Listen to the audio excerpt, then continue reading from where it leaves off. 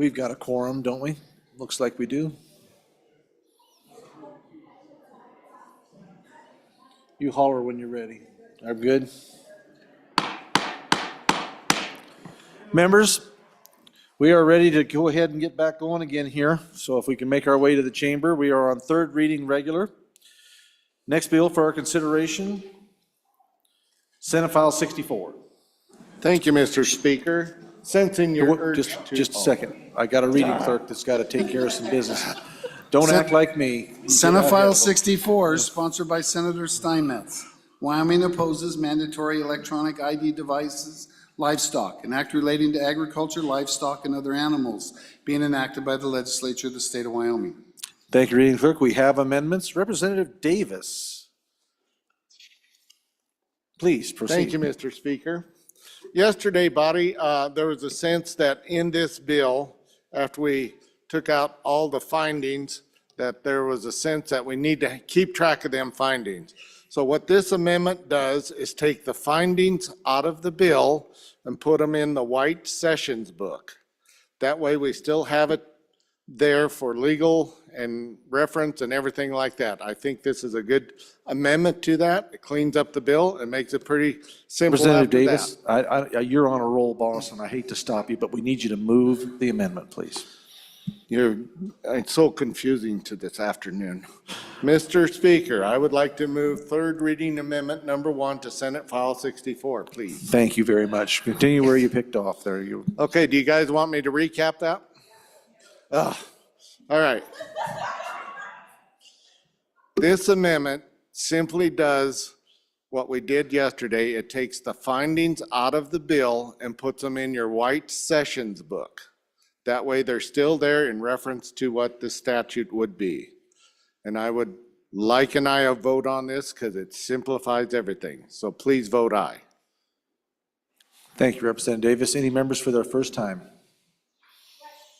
Seeing none, question being called, unless you'd like another bite at the apple, sir. Okay. No, sir. Third reading amendment number 1 is what the question that's being asked. All those in favor, this is to Senate File 64. All those in favor signify by saying aye. Aye. All those opposed, no. No. Amendment has been adopted. Thank you. Representative. Senate File 64, having been read 3 separate times, the question is, shall the bill pass? Chief Clerk will please call the roll.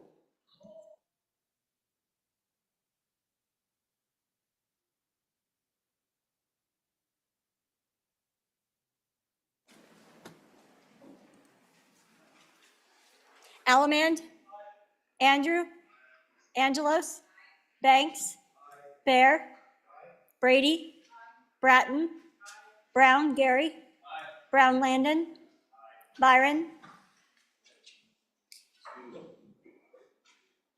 Campbell, Elisa, excused, Campbell, Kevin, Chestick, Clouston, Connolly, Davis, Eklund, Erickson, Filer, Geringer, Guggenmoss, Haroldson, Harshman,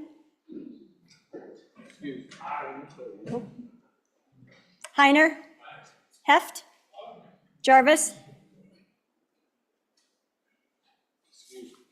Johnson, Kelly, Knapp, Larson Lloyd, Larson JT, Lawley, Lean, Locke, Lucas, McCann, Nicholas, Ottman, Pendergraft, Posey, Provenza, Riggins, excused, Rodriguez Williams, Schmid, repeat, Sherwood, Singh, Smith, Storr, Strock, Stivar, Tarver, Thayer, Washut, Wasserberger, Webb, Weber, Worf, Williams, Winter, Wiley? Yin? Mr. Speaker? Are there any changes? Sherwood, aye to no. Byron, excused to aye. Further changes? Further changes? Closing vote? Vote closed. 54 aye, 3 no, 5 excused. Senate File 64, having received the affirmative vote of the majority of the members elected to the House, Senate File 64 has passed the House. Next bill for our consideration, Senate File 84. Senate File 84, sponsored by Senator Steinmetz. Country of origin label, USA beef, an act relating to food labeling being enacted by the legislature of the state of Wyoming. We have an amendment. Representative Williams.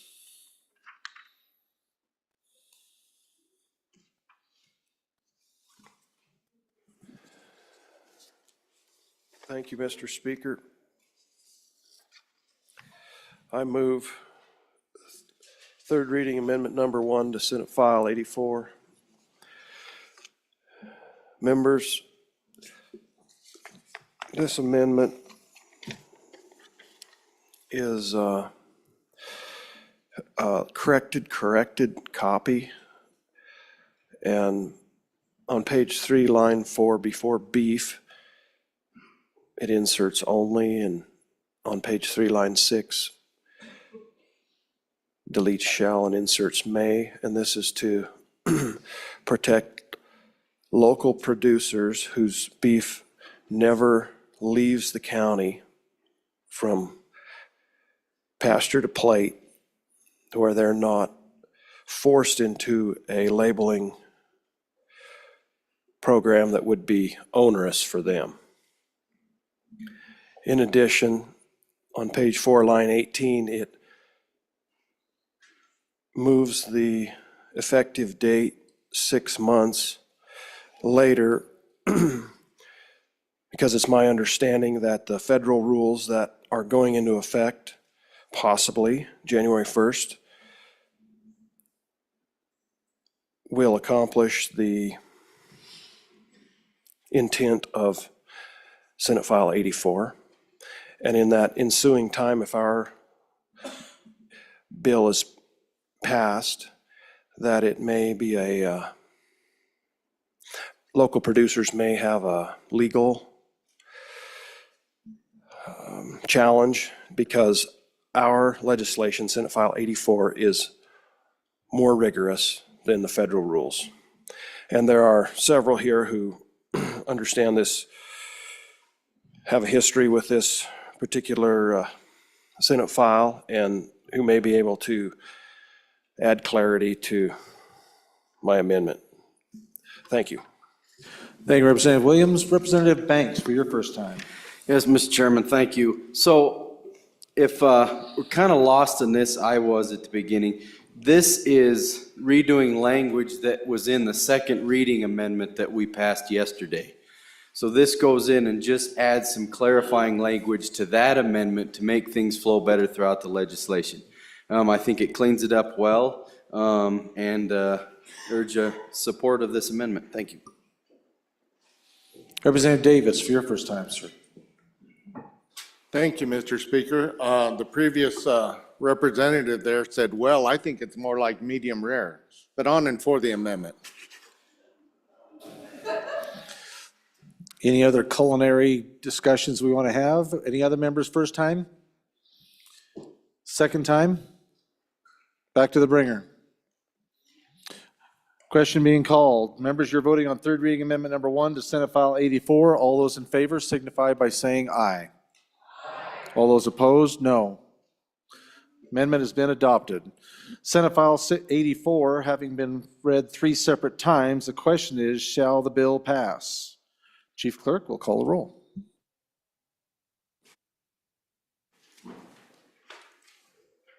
Allemand? Andrew? Angelos? Banks? Bear? Brady? Bratton? Brown Gary? Brown Landon? Byron? Campbell Elisa? Excused Campbell Kevin? Chestick? Clauston? Connolly? Davis? Eklund. Erickson. Feiler. Geringer. Guggenmoss. Haroldson. Harshman. Heiner. Heft. Jarvis. Johnson. Kelly. Knapp. Larson Lloyd. Larson JT. Lawley. Lean. Locke. Lucas. McCann. Nicholas. Ottman.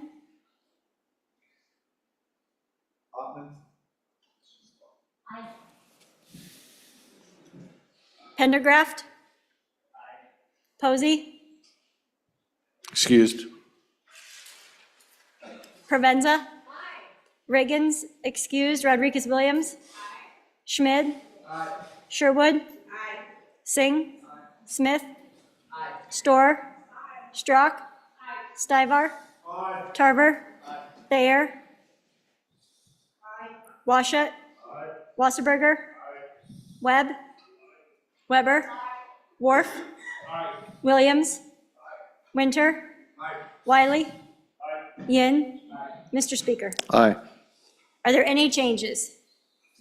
Guggenmoss, excused to aye. Further changes? Campbell Elisa, excused to aye. Further changes? Further changes? Closing vote? Vote closed. 59 aye, 1 no, 2 excused. By your vote, Senate File 84, having received the affirmative vote of the majority of the members elected to the House, Senate File 84 has passed the House. Representative Bratton.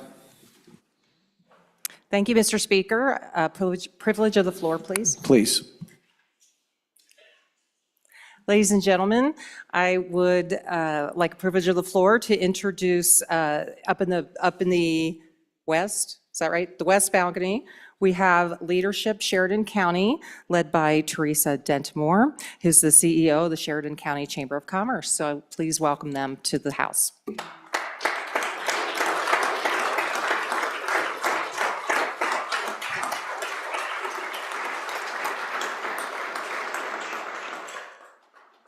May I have another privilege of the floor, please? Please, welcome to the House. Vice, proceed. Thank you. I'd also like to introduce James Temple. He is up here in the balcony, and he is the former Sheridan County election supervisor. Thank you for coming.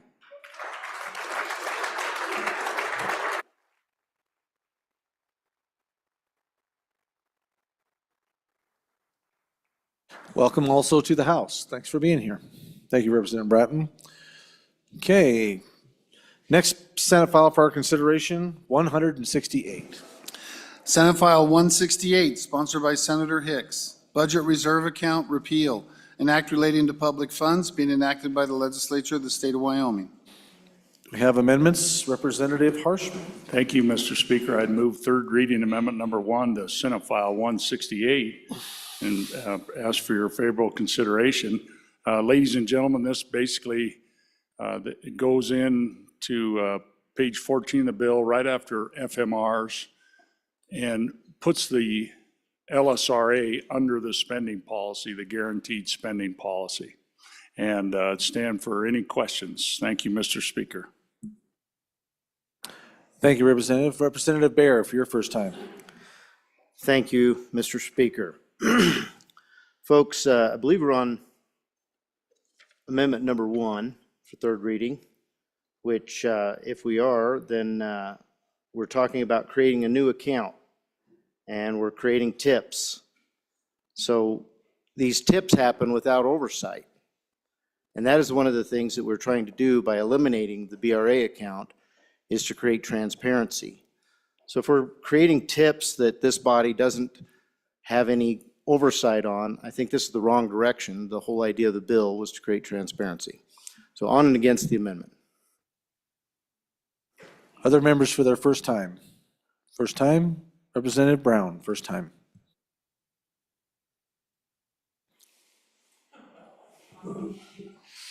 Mr. Speaker, thank you. Ladies and gentlemen, this is not doing any tips. This isn't creating a new account. This is simply guaranteeing the spending policy amount. That's all this is doing. And so I'll go back to a couple days ago when I kind of flipped out here on the floor on us not knowing what we were doing and what we were voting on.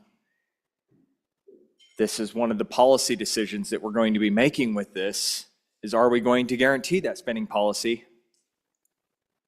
Or are we just going to shove everything into one account and that's just it?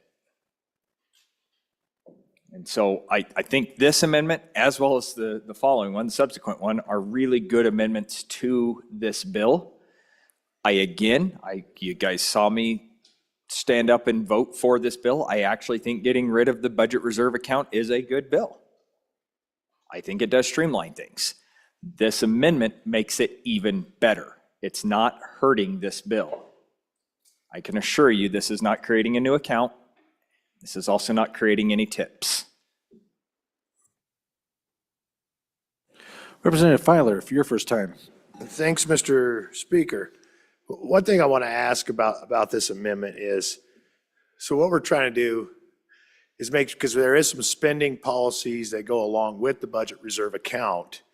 So if it tips over into the general fund, but I think what this amendment does is tries to save certain things on that spending policy. And if you guys want to look, and the reason why I bring this question up, and I have another amendment later where we can really talk about this, but on page 3, the Department of Health duties and responsibilities of state grants, and there's certain money that a percentage of money that stays in the budget reserve account for people with developmental disabilities. Now, if we was to take the budget reserve account and eliminate that, drop that into the general fund, that kind of leaves it open, okay? General fund is there for this body to appropriate, and if there's anything left over for the executive to also be able to appropriate. So what that could possibly mean is maybe some of these spendings would go away, and then that money would not be there. There is I'm thinking there's a possibility that other folks know a lot more than that. But the way I see the amendment, where it doesn't tip, but it makes sure that we have our spending policies in place so we don't accidentally maybe tell people with developmental disabilities you're not going to get any help. So on and forth. Thanks. Representative Davis, for your first time. Mr. Chairman, I went and sought out the bringer of this bill and asked him to explain it to me. And what we're doing is exactly what number 2 says. But the remaining of that bill, and if I'm understanding what he related to me, is the conforming language. So that's just transferred into the general fund. Is that the correct interpretation? So we don't really lose any of the rules, I guess, for lack of better words. That's my question. Any other member for their first time? Representative Larson, Lloyd, first time. Thank you, Mr. Speaker. First for a second. First for a second. Any other member for a first time? Representative Yin, first time. Mr. Speaker, first for a second. First for a second. Any other members for their first time? No others? Second time. No others? Second time? Representative Bear, Chairman Bear. Thank you, Mr. Speaker. So I'll point everybody to line 44 of page 1 of the amendment. And it states, this is new language, it states the treasurer shall transfer. This is what is otherwise known as a tip. So we're creating more tips and dips. There's nothing in here that will create an opportunity for oversight for this body. So if we want transparency in our finances, we'll reject this amendment. Representative Larson, Lloyd, second time. Thank you, Mr. Chairman. But the structure of those tips body is not unlike what we do with our reserve accounts. And our reserve accounts have tips built into them that happen automatically that similar to the way this would be. So this is not a unique or something new or something that's not transparent. We've given the treasurer the authority to do this, and in In our reserve accounts, we have the same language at 100, 400, 100%, 400%. Then they're required to make those tips as well. Any other representative for the second time? Brown, Filer, and Davis, and Yin. None? Back to the bringer, Representative Harshman. Thank you, Mr. Speaker, and thank you, members. Okay, I just want to, I appreciate the comments, and I'll just take maybe a little more time, members, ladies and gentlemen. So the good chairman of appropriations pointed out on the new language on the amendment, page 1, that Roman 3, and it talks about the state treasurer will transfer. This is the exact same language that is used for the general fund transfer and for the SIPA transfer. Because if you go to page 17 of your data book, has a permanent Wyoming Mineral Trust Fund. And so what we have is, and this really is a combination of several bills. Remember, we passed the lowering of the spending policy. It's currently 5% of the 5-year market average, right? It's 5%, and we passed a bill to lower that to 4.5%. So we're only going to spend 4.5% of the 5-year average of our investment income. Okay, that passed out of the body. And remember, it was a 5-year average, so 5% was really 4.5% of the current market average. And this bill, when it passes through the other body, and I'm sure the chief executive will sign it, it'll be 4.5% will be the spending policy amount. And then there's another bill, it's actually numbered one number higher than this one, is coming this way to eliminate the SIPA account. So if you look on page 17 of your data book, it's really important. I hope you didn't leave it under your pillow at home, you brought it with you. But as you can see it, the first thing is the general fund. You know, it comes from the severance tax to the corpus, and then the earnings go to the general fund. And that of that 5% spending policy, 2.5% or half of the spending policy goes to the general fund. The other half is divided into two parts, right? So half to the general fund, that leaves half. Half goes to the half is divided between the SIPA and the LSRA, right? So we wanted our investment income, we wanted 25% of it to be saved every year. But the issue is we never guaranteed that. We never guaranteed that in the spending policy amount. So right now, the treasurer's office downstairs has about $3 billion with a B in unrealized capital gains. And they're not going to sell them. And I'm not saying they should sell them. They're just going to continue investing that. But as we eliminate the SIPA, as we eliminate the budget reserve account, and as we lower the spending policy, we're now going to have two accounts sitting side by side, the general fund and the LSRA. They're both going to be under the permanent mineral trust fund spending policy. And the bill that's coming that's going to eliminate the SIPA, and it'll pass out of here, but so you're going to have both of these accounts at 2.5%. When that gets lowered down to 4.5%, they'll both be 2.25%. One is guaranteed, one is not. I think we can guarantee more than 2% investment income. We can. And so we're going to make this LSRA a really hard-working account. We want to make sure we feed that because our investment managers aren't selling unrealized gains to make that amount up. They're just not because we don't require them to. And we're talking one phone call on one little small percent of our investments would fill up the LSRA spending policy piece. So that's really all this is guaranteeing the spending policy. It's been in our law, in our books for years. So it's not a new account. It's not a tip. It's not any of that. It's just guaranteeing the spending policy. So And again, as we have these two accounts, we're going to make this LSRA even a harder working account. It backs up our schools. It backs up our bond rating. You know, we've been the envy of other states. There's no doubt about it. And we at one point had almost a year's worth of operating revenue for our general fund. Now, if you pull out today's goldenrod and you flip over to page 3 as the LSRA, you can see where we started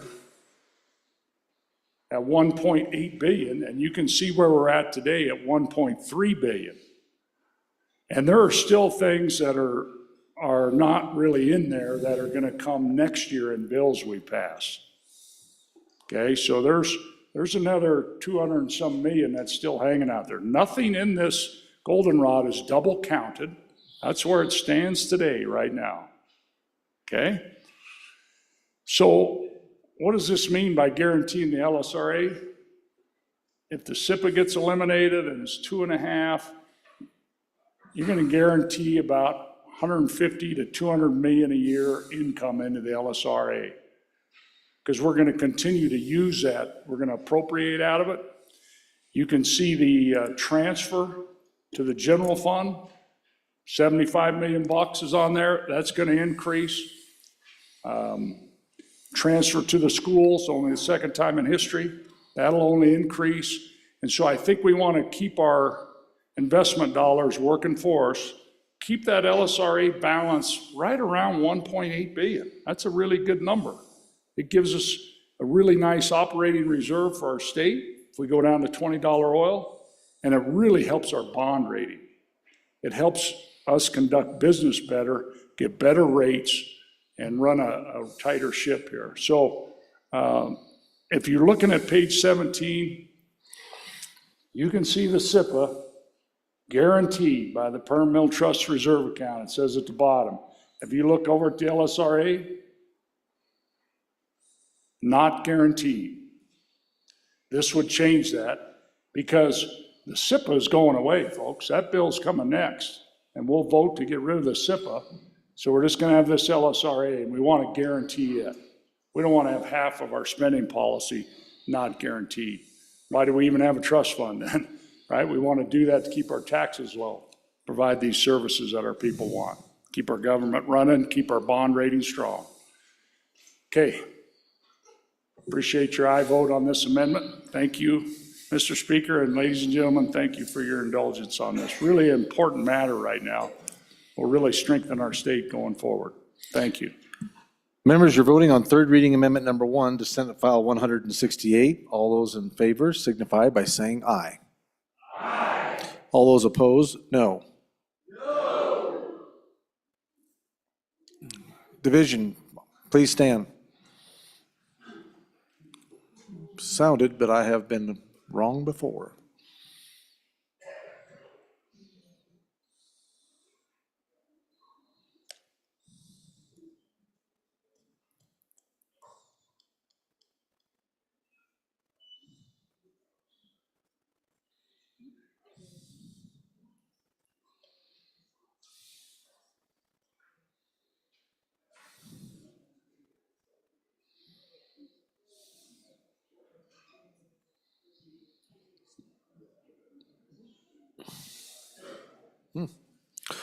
Those opposed?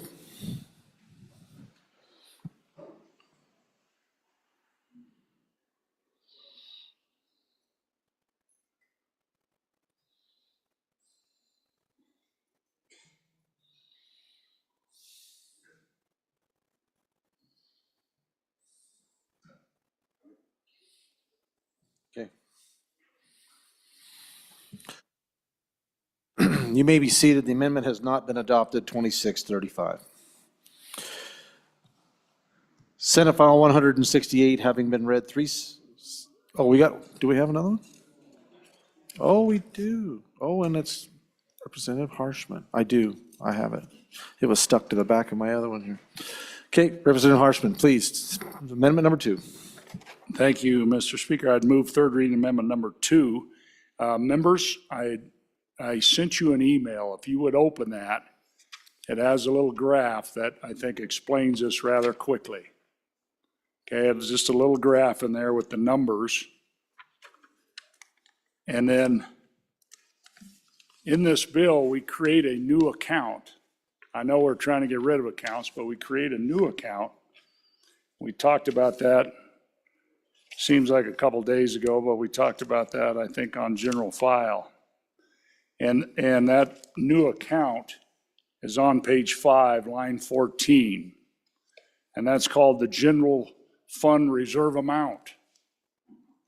Okay, and now that amount, they're borrowing, this bill borrows a percentage from what's in the budget reserve account. This bill gets rid of the budget reserve account. All the federal mineral royalties and all of the excess severance tax, instead of going to the budget reserve account where they were kind of held and out of purview for spending and budgeting, will now all flow to the general fund. And particularly when you get those years of boom, when we have $100 oil and $8 natural gas, you could have nearly $1 billion in federal mineral royalties. And all that will now, instead of flowing to a budget reserve account, is going to flow to this general fund. And so it's going to create a little more volatility, I think, a little more spending, and a little less transparency on this. That's my opinion. We can talk about on whether to pass this bill, but why do we stick with 5% of a bigger number? Nobody has answered that question. So we're going to make the general fund bigger by making the BRA non-existent. So what should that number be? And you can kind of see the numbers to keep that same, what we've had for the last 40 years, 5% reserve for cash flow basis mainly. That number could now go to 4%. And you can see we would hold currently in this budget about $152 million. So that's all the math on that. And that's why the number should move from 5 to 4. So I'd stand for any questions. Thank you, Mr. Speaker. Members, first time, Representative Baer, first time. Thank you, Mr. Speaker. Okay, so it was good of the bringer of the amendment to give us that chart so we can see pretty clearly in the yellow portion there. What is the difference? $40 million. What is it that's happening to this $40 million? Well, we're making it spendable where it wasn't spendable before. The question was, why do we have this 5% number? We've talked about this before, but we've been through a lot for the last several weeks, so I'm going to remind the body, the reason we have that number there is because our bills come due every month, but the revenue comes in toward the end of the year for the state. This number, this 5% that this amendment is trying to change to 4%, is telling the executive that he cannot profile that $50 million, that $40 million, sorry, it's $40 million in the yellow highlight there. Why do we not want him to spend that money? Because we need the cash flow. When you do your budget, do you budget every dime that you expect to get from your paycheck? You might have to, but if you don't have to, wouldn't you put a little margin in there to protect yourself from overdraft? This is overdraft protection. Do we want to take our overdraft protection from 5% of our account to 4% of our account? That's the question here with this amendment. On and against the amendment. Representative Yin, first time. Mr. Speaker, thank you. On and for the amendment. So members, the intent of the bill is to repeal an extra, essentially spare checking account. Got it. All the language is pretty much conforming. The only real difference is because we get rid of the budget reserve account and we store all of the money that's in the budget reserve account in the general fund, the 5% that we usually put in the budget reserve account becomes a larger 5% number because that money is in the general fund already. So when we set aside that spending policy amount, that reserve amount, it actually becomes a bigger number. So what the bill does when repealing the BRA, because it keeps that 5% number, the number that's actually saved, that we usually saved in the secondary account, becomes a bigger number. So the intent of the amendment is actually to get us closer to what we have before. So the good chairman of appropriations is, this is the spending amount is just the overdraft amount. So what we would, I think what the intent of the bill frankly should be is to keep that overdraft amount the same. So putting it to 4% keeps that overdraft amount the same. If we keep it at 5%, we're actually storing more in our overdraft amount than we had previously when we had the BRA account. So the whole goal of the amendment is just to keep more language conforming, to keep the policy essentially the same, just get rid of the extra account. Thank you, Representative Yin. Any other members for their first time? Representative Kelly, first time, please. Thank you, Mr. Speaker. Yes, this is my first time saying first for a second. Thank you, Representative Kelly. First for a second. Any others? First time.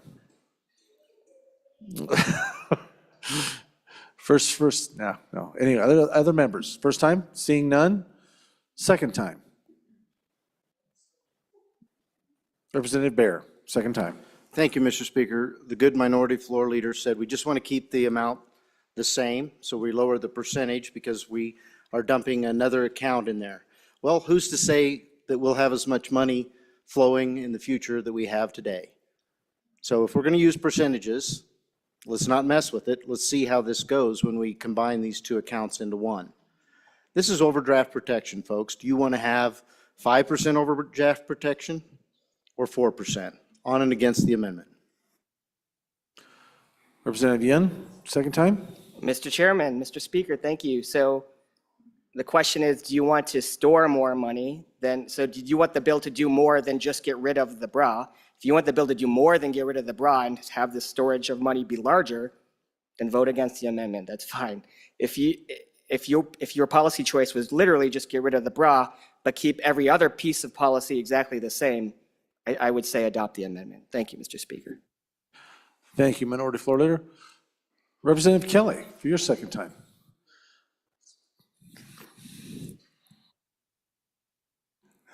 Thank you, Mr. Speaker. I understand what this amendment is doing. It makes sense. The good bringer of the amendment is looking at keeping flexibility for spending. The previous amendment was the same way. This one is making sure that there are more funds available for spending if we need them. The other side of the coin is, which I stand on, which is why I'm against the amendment, is that that larger 5% that the good rep talked about, it would technically be a larger number, in a way helping guide the state to save more money, to grow our investments, so we could possibly be less dependent on taxes and more dependent on the sovereign wealth funds. So the idea of saving here, we have a difference of opinion on what's best to do. In the short term, the 4% number would possibly open up more funds in case we needed them. But we are looking at a time right now where the state is not in dire straits, and this probably would be a better time to be saving more. No other members? Back to the bringer. Representative Harshman. Okay, thank you for the debate on this. Members, I think if you read the rest of this bill from page 5, the new language, and then you, the first point brought up by, I think, the chairman of appropriations is that more spending. And if you flip it over to page 6, the amounts in excess of this, any fiscal biennium will transfer to the Legislative Stabilization Reserve account. And so, and I would tell you folks that the budget reserve is not the overdraft protection. The overdraft protection is the LSRA. And, you know, you can look on today's goldenrod, you know, transfer to the general fund. Right now, it's like at 85 million. So that's overdraft protection. That's the way that works. What this is really cash flow. It's not invested in anything. And so it's like it's got to be liquid to pay a bill for an agency before the revenue comes in. Why would we have more money sitting there doing that? Why wouldn't we have it in the LSRA where it's going to make more money for us? And it's just all about cash management and cash flow. So, you know, if we're going to get rid of the budget reserve, that's another question, but I don't think we want to have more money just sitting there not working for us. And I think the 5% number has proven out over time, over the last 40 years. So on and for, and appreciate your aye vote. Thank you, Mr. Speaker and members. Thank you. Members, you are voting on third reading amendment number 2 to Senate File 168. All those in favor signify by saying aye. All those opposed, no. Amendment has not been adopted. No division being called. Next amendment for our consideration? Mr. Speaker, privilege? Yes, please. Mr. Speaker, privilege of the floor. Members, if you want to stand up and stretch your legs. Here in the south balcony, we have the second of 3 classes from Casper, the Casper Classical Academy. Elementary school is here. They've been to the Supreme Court. They're touring our building, watching us work, and learning about the government of Wyoming. And this is Miss Keith's class. And really appreciate you kids getting up early and riding the bus down, coming to join us. So give them a warm house welcome.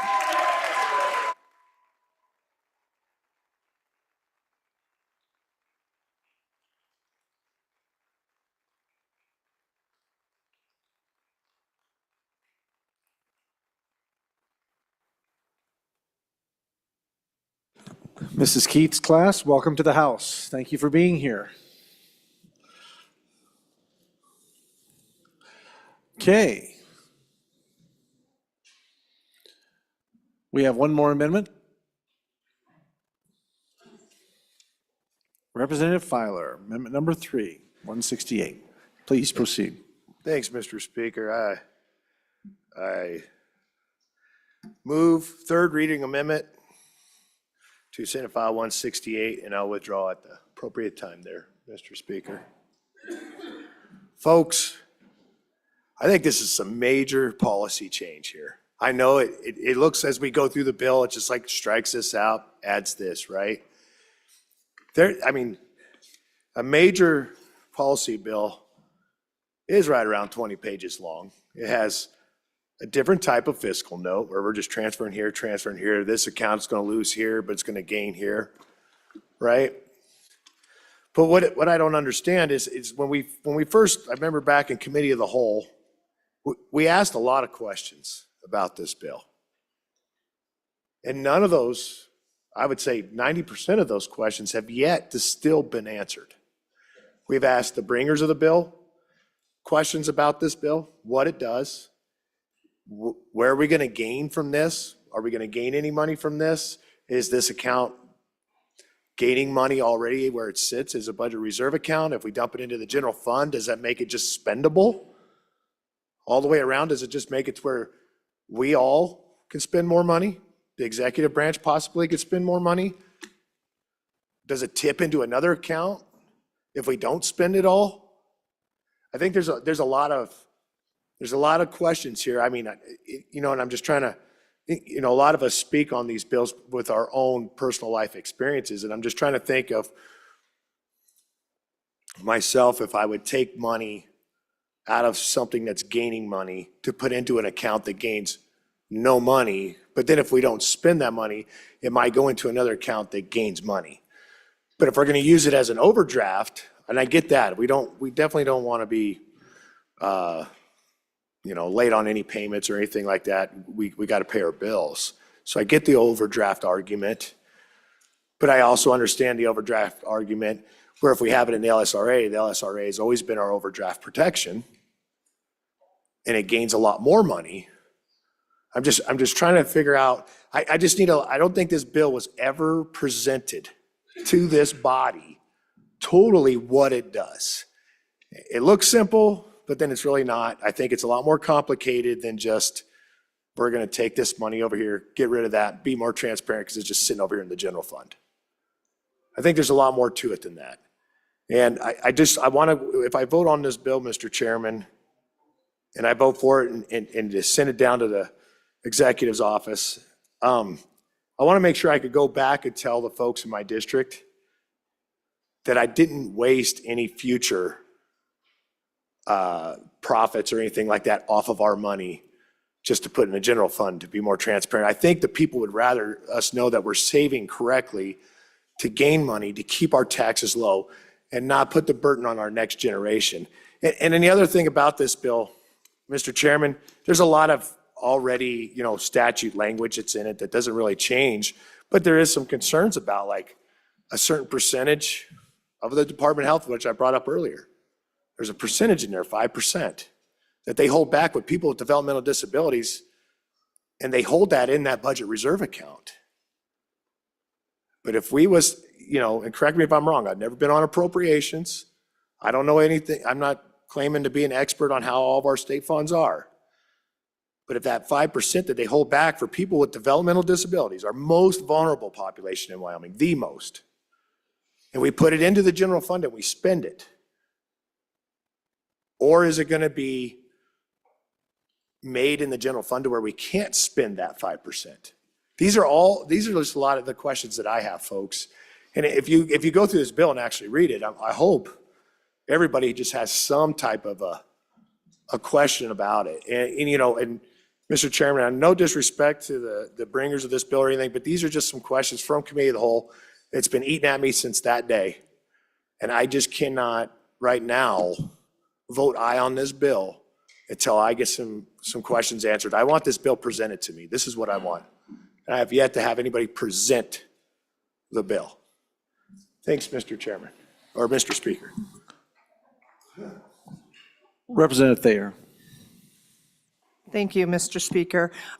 Same concerns when we were in Cal and came up and asked some questions. Still not sure my questions weren't answered about on page 2 about the Department of Health.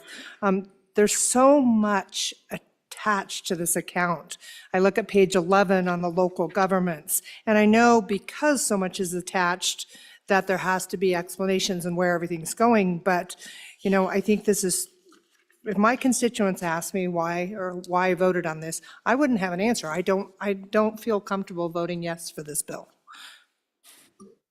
Thank you, Representative. Representative Eklund, your first time. Mr. Speaker, so I guess the details of this savings account, or reserve account, we should call it, because it's one of our accounts that we can draw money out of.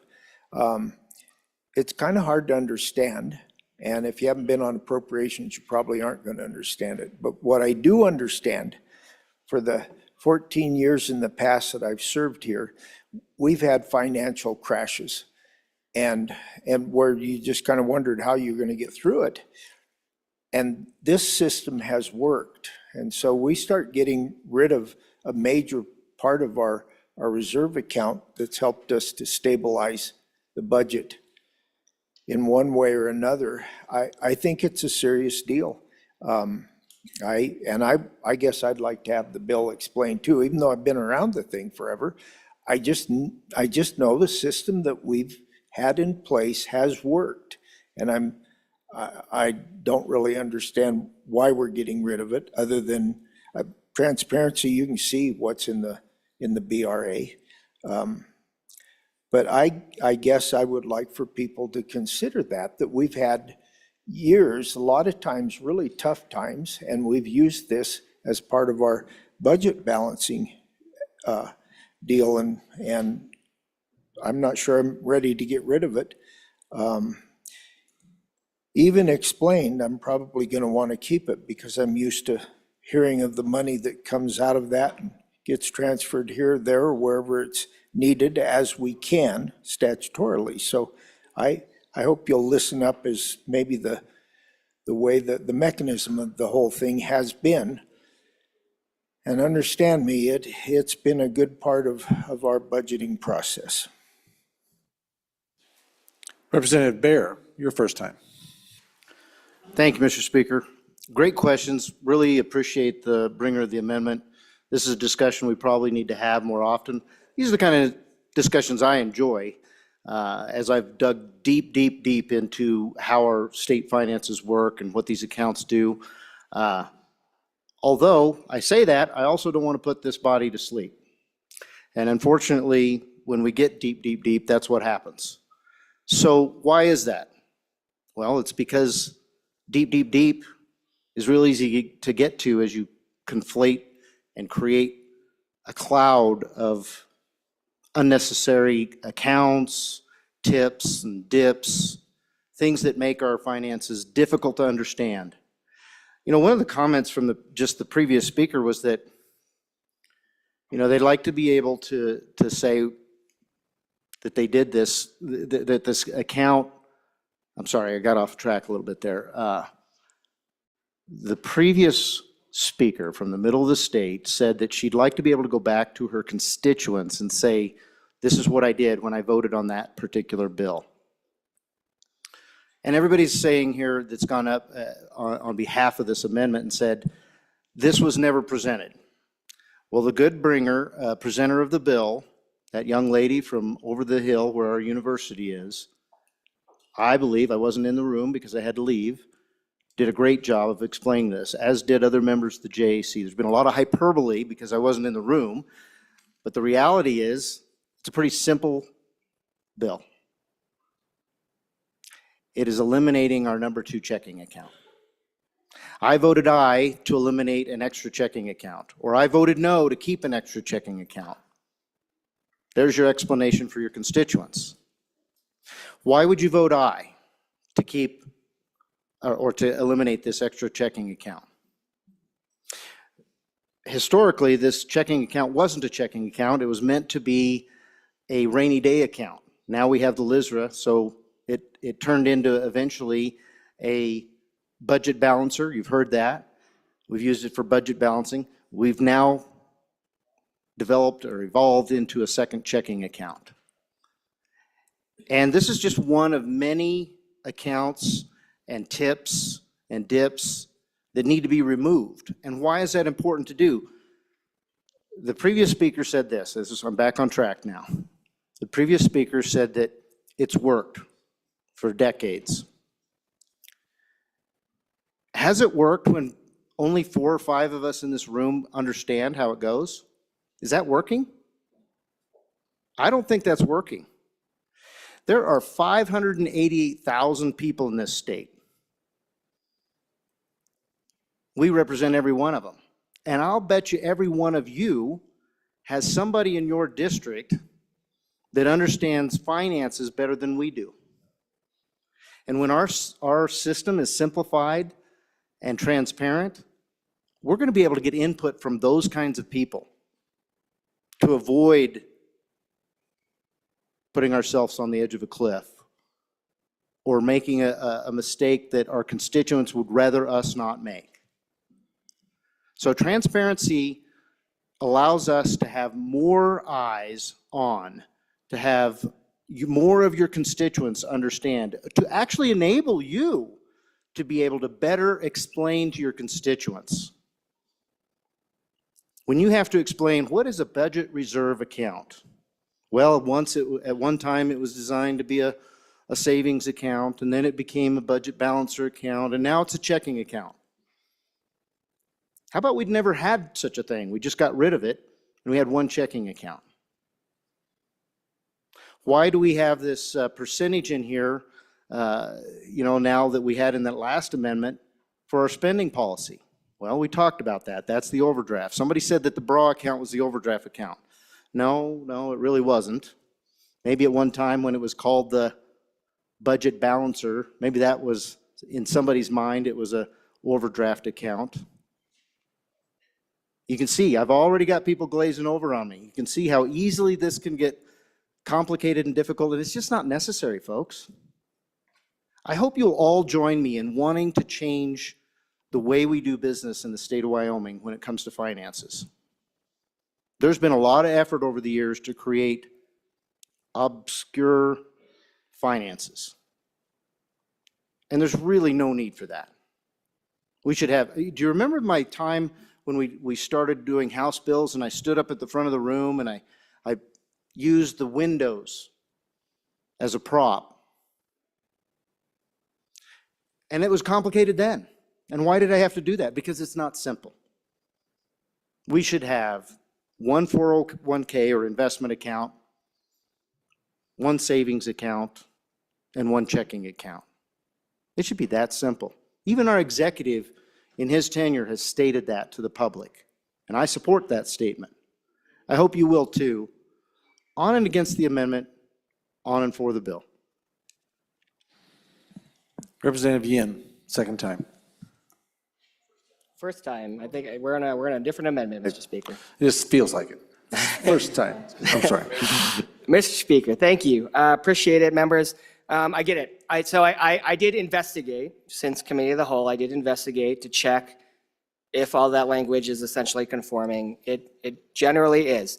The biggest change, so the policy change, right, that the bill is intending to do, again, have a checking, one savings, get rid of this other account. Got it. It does do that. So now we have that checking and savings.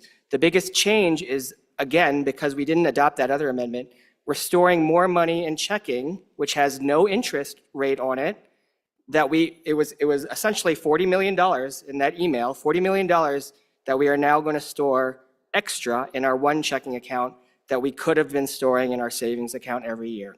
So if we assume maybe a 5% interest rate on that $40 million, that's $2 million in interest that we are going to, interest income that we could have saved in our savings account that we're going to lose every single year. So if we don't have that $2 million in interest, it does mean that we are going to be spending that money out of taxpayer funds instead of interest funds.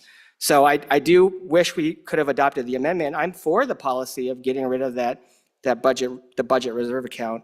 But I think, and so I probably will vote aye on this, but I do want us to know that we are going to lose probably around $2 million a year in interest income because of this repeal, unless we change it in the future to store a similar amount of money in this reserve amount than we had before. Thank you, Mr. Speaker. Thank you, Representative. Any other members for their first time? Representative Harshman, first time. Thank you, Mr. Speaker. Members, if you would just, most of you are looking at the bill online, if you could just click on the fiscal note. I'll just pause a minute so you can look at the fiscal note.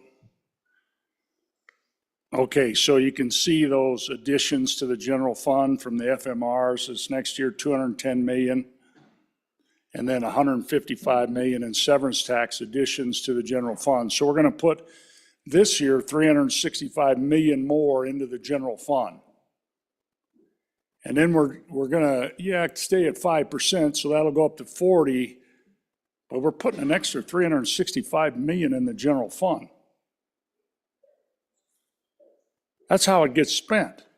That's how 40 years ago they put the budget reserve account next to it, so they could pull some of that revenue. So if you go home and somebody asks you to explain what's the budget reserve account, I don't think you need to say, oh, we got to go deep and it's a flip, tip, zip. I think you say, we take about half of our mineral money and we put it in the budget reserve so we don't spend it all. That's that. I mean, that's what we've been doing for 40 years. And so, I guess my thing is to think about, we've been rated as like the best run state in the country. And so you take this 365 million and put it in the general fund.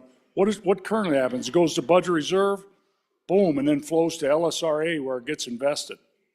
Now it's going to sit in the general fund and not earn anything. Very little.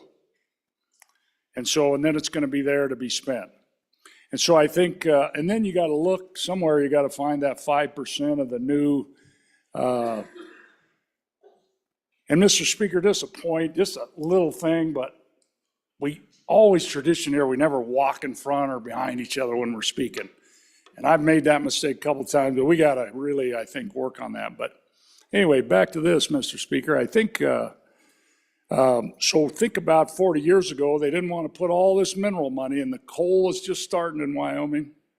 We've just started the severance tax, and we're getting FMRs. We used to only get less than 30% of FMRs back then. Now we're at 50-50 basically. And so the folks who sat in this room wanted to put an account beside this and say, boom, some of this revenue, mineral revenue, is going to flow in the budget reserve, about half of it. Then it's not all profiled here for spending by the man downstairs. Now all that's going to flow into one account. So I think I think it's just this issue of now this account disappears and what's sitting beside it? Now the LSRA. I kind of like having that one account right between them that holds half our mineral money. Because this thing now, the LSRA will turn into the second checking account. That's what's going to happen. You're going to see this appropriations roll out of that thing, and it'll backfill and do all that. But we want to keep this LSRA separated. It's a hard-working account. I mentioned all of our bond ratings to it, backs up all of our programs, and keep feeding that thing a little bit of investment income. But don't turn it into the new side-by-side account, because it'll get spent. And so I'm going to vote no on this bill. I don't think our state's not going to cease to exist if we pass it, obviously. I just don't think it's good policy. We've got something that's worked really well and very transparent. You can see what 5% of the budget reserve is. I challenge you to find 10% of the general fund reserve amount. Thank you, Mr. Speaker and members. Thank you, Representative. Representative Stivar, your first time. Thank you, Mr. Speaker. You know, I'm just trying to figure this out. Like on page 3, 5% that's held back from the Department of Health for the mental health stuff, that goes back into the general fund. Where, you know, how's that going to be spent? Is it just going to be put back in the general fund and spent elsewhere and not on mental health? That's my question. Thank you, Representative. Representative Pendergraft, your first time. Thank you, Mr. Speaker. From 30,000 feet, how money gets spent depends on how it's appropriated, not where it's stored. Representative Brown, for your first time. Thank you, Mr. Speaker. Ladies and gentlemen, I appreciate the good former chairman of appropriations, former Speaker of the House, getting up here and having his pretty passionate discussion here. I would challenge him on one thing. He said that the LSRA is going to eventually be another checking account. And I would submit to this body that it has become another checking account. And how you can tell that is by looking at the goldenrod and seeing the transfers coming out of that account based off of our actions. It is no longer a savings account, ladies and gentlemen. If we don't have enough money to pay out of general fund, it comes out of the LISRA. It comes out of the rainy day account. I think there are 7 of us that are in this body right now, 7 of us that were here when I came in 2017, and we had to guarantee the availability. And I remember hearing this as a freshman going, what does guaranteeing mean? We're guaranteeing the spending policy. This is outside of my wheelhouse, so this is crazy. That we had to guarantee the school foundation program spending policy. And we did that with the LSRA. Well, that in essence made that a checking account to the checking account for this school foundation account.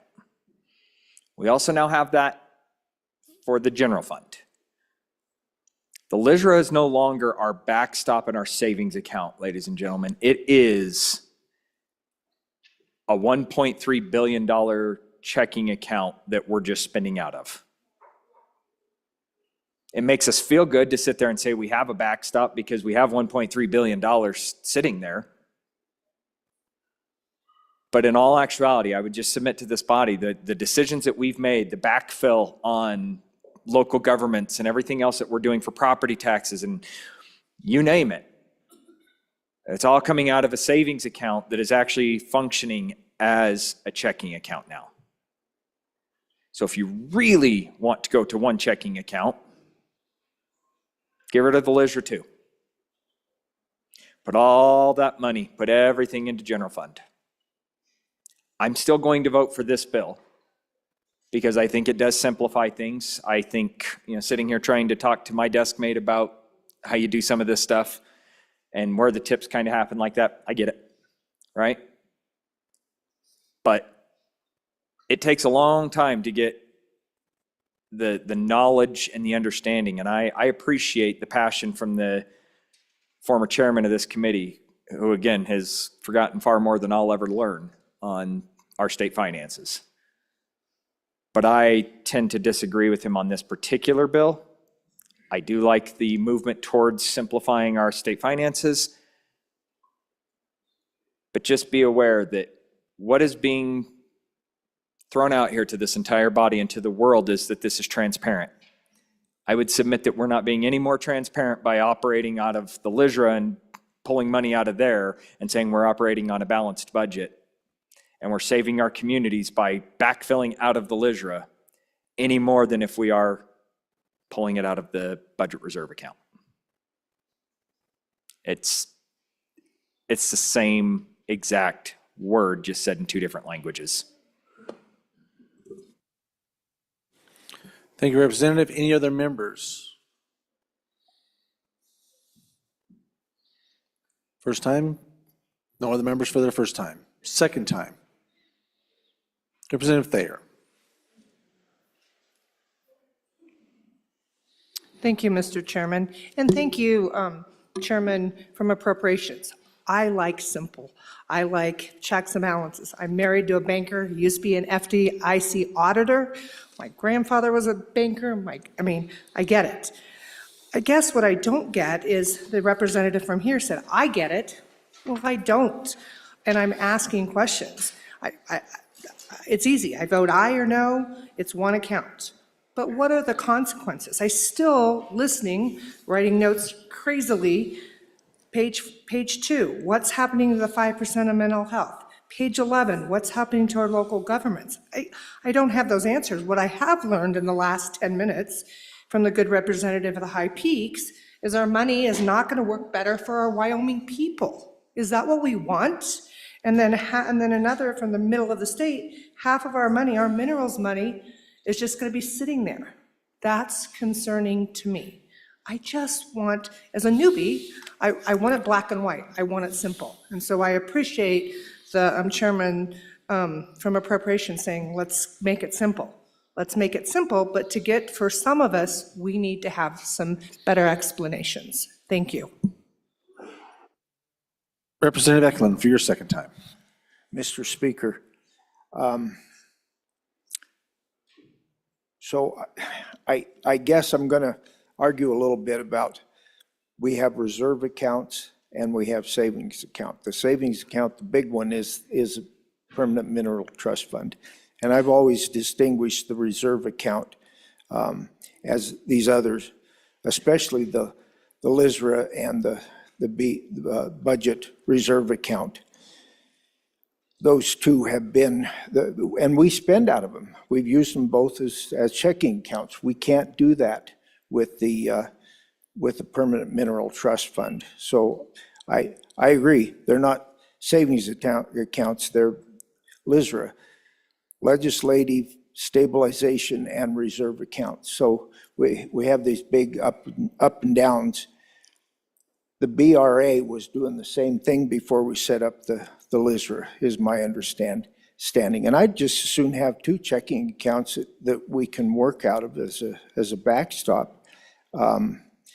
But I disagree. They are not savings accounts, and they never were set up to be that way. They were set up to stabilize the budget when we had the downturns in our budgeting process. So I'm still not convinced that we should get rid of the BRA. I think it was probably not just useful. It's been useful for my 14 years here. I don't see a good reason for getting rid of it yet. Nobody's really brought that to mind. I don't think it's any more transparent. In fact, I think it's more transparent to just have it profiled in the goldenrod like it is. Any other representative for their second time? Representative Filer, you're going to spring her home. No other members? Representative Baer. Thank you, Mr. Speaker. Appreciate the comments about simplification. That is what we're all about here. So quite a few comments to address, and I'm going to try to go down through here. So that 4% versus 5% that was in the previous debate, you know, that is applying to our executive when he creates his budget. It doesn't really apply to us. If we want to spend more, we can. We don't recommend it, and you're going to fight me because I'm about not spending more. If you want to put more in savings and gain interest, we had a couple of bills that we did that. We took it off of the, you know, just the direct spending. We put it into some accounts. We developed these accounts that we want to have 5X to 7X in, that we can have our investment team invest more so we can get better returns, and that flows back into our spending accounts. So we did that good work earlier. Hopefully the body down the hall will confirm our good work, and we'll have that really working for us, getting our money to work for us. But that 5%, it's an overdraft protection from our executive spending it. The previous speaker said he'd like to have 2 checking accounts. You know, they always recommend you not have your spouse have one and you have one, but you learn to work out of the same checking account. And I think that's what we want to do here, is we want to work out of the same checking account. We're simplifying it, getting it down to 1 checking account. $365 million on the fiscal note. This is how it gets spent. That was the comment about the $365 million. By putting it into the general fund, it's going to get spent. Folks, the BRA account had its own spending policies. And as proof of that, we've had several of you get up here, including the bringer of the amendment, and say, well, what about this mental health issue? You know, is that going to continue to get funded? Well, that's why the bill is so long. It's a pretty simple thing we're doing. We're just getting rid of an account, but we've moved all that language over to the general fund so that all those spending policy decisions that have been made in the past for things like that percentage that's going to go to healthcare, they continue. They continue out of this single account instead of the secondary checking account. That's why the bill is so thick, to make sure that we're not making policy decisions like that where we're changing where the money's going to go.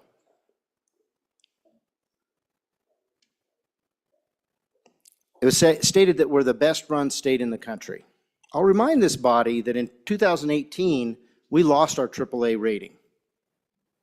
Part of it was because of our lack of transparency. We're now a AA rated state. If we're the best run state in the union, then hadn't we ought to strive for AAA? Simplifying this stuff, watching our spending, having it all in one account where not only you, but your constituents can pay attention to what's happening. That's a good measure. That's how we get to AAA. The good representative from this county here got up and said, you know, he's one of the few that worked on that backstop for education when he first got here. And I agree with that representative that we need to clean up these backstops, but we're not going to do that this year. I think I brought 7 or 8 bills to start doing this cleanup. This good body passed 5 of those, and I'm grateful. But we're only going to get so much work done each year. And as we do that, it's going to simplify it so each one of us are more knowledgeable for the next step and the next step. But we're headed in the right direction. I do agree with him that, you know, these backstops create situations where our savings account, the LISRA, virtually becomes a checking account. But worse than that, it's happening automatically. It's happening without you knowing it. It's happening without your constituents knowing it. So right now, because we have this backstop, and it's only been used one time, that was in 2018, but we have this backstop to take care of the school funding. And we've talked at length about it on our tax exemption, that we're going to make sure that education's paid for, and this is how it's going to happen, through this backstop.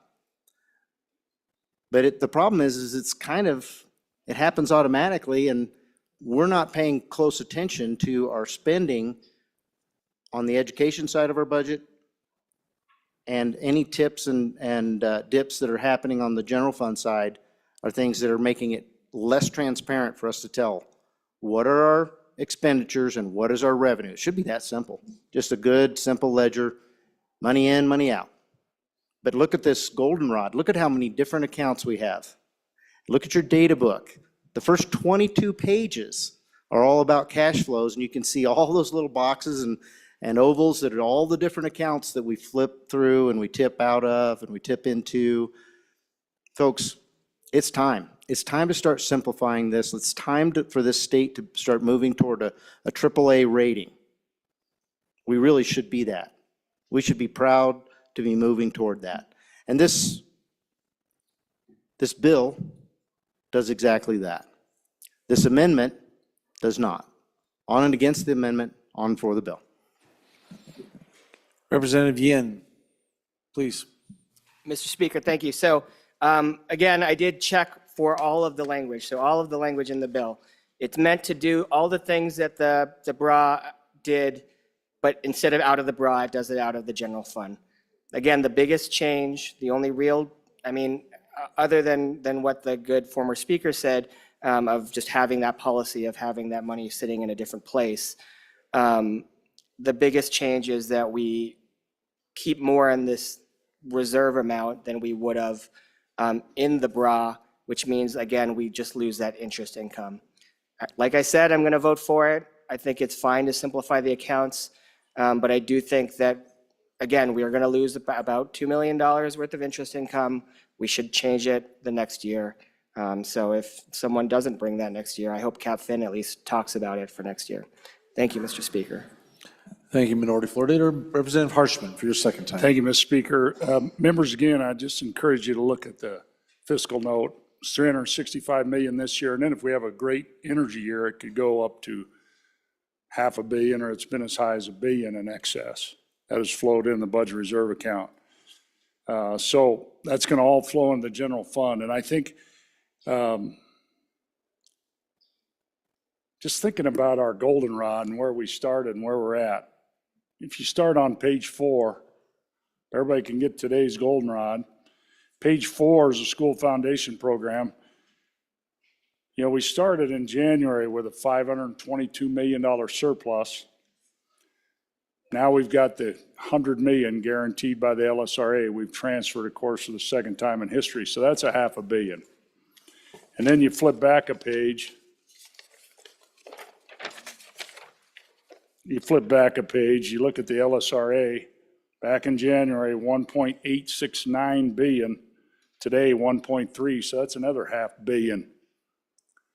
I don't know, I haven't seen anything like this, frankly. And so I want to talk about our bond rating. You know, from 2011 to 2016, we were AAA, best you can get.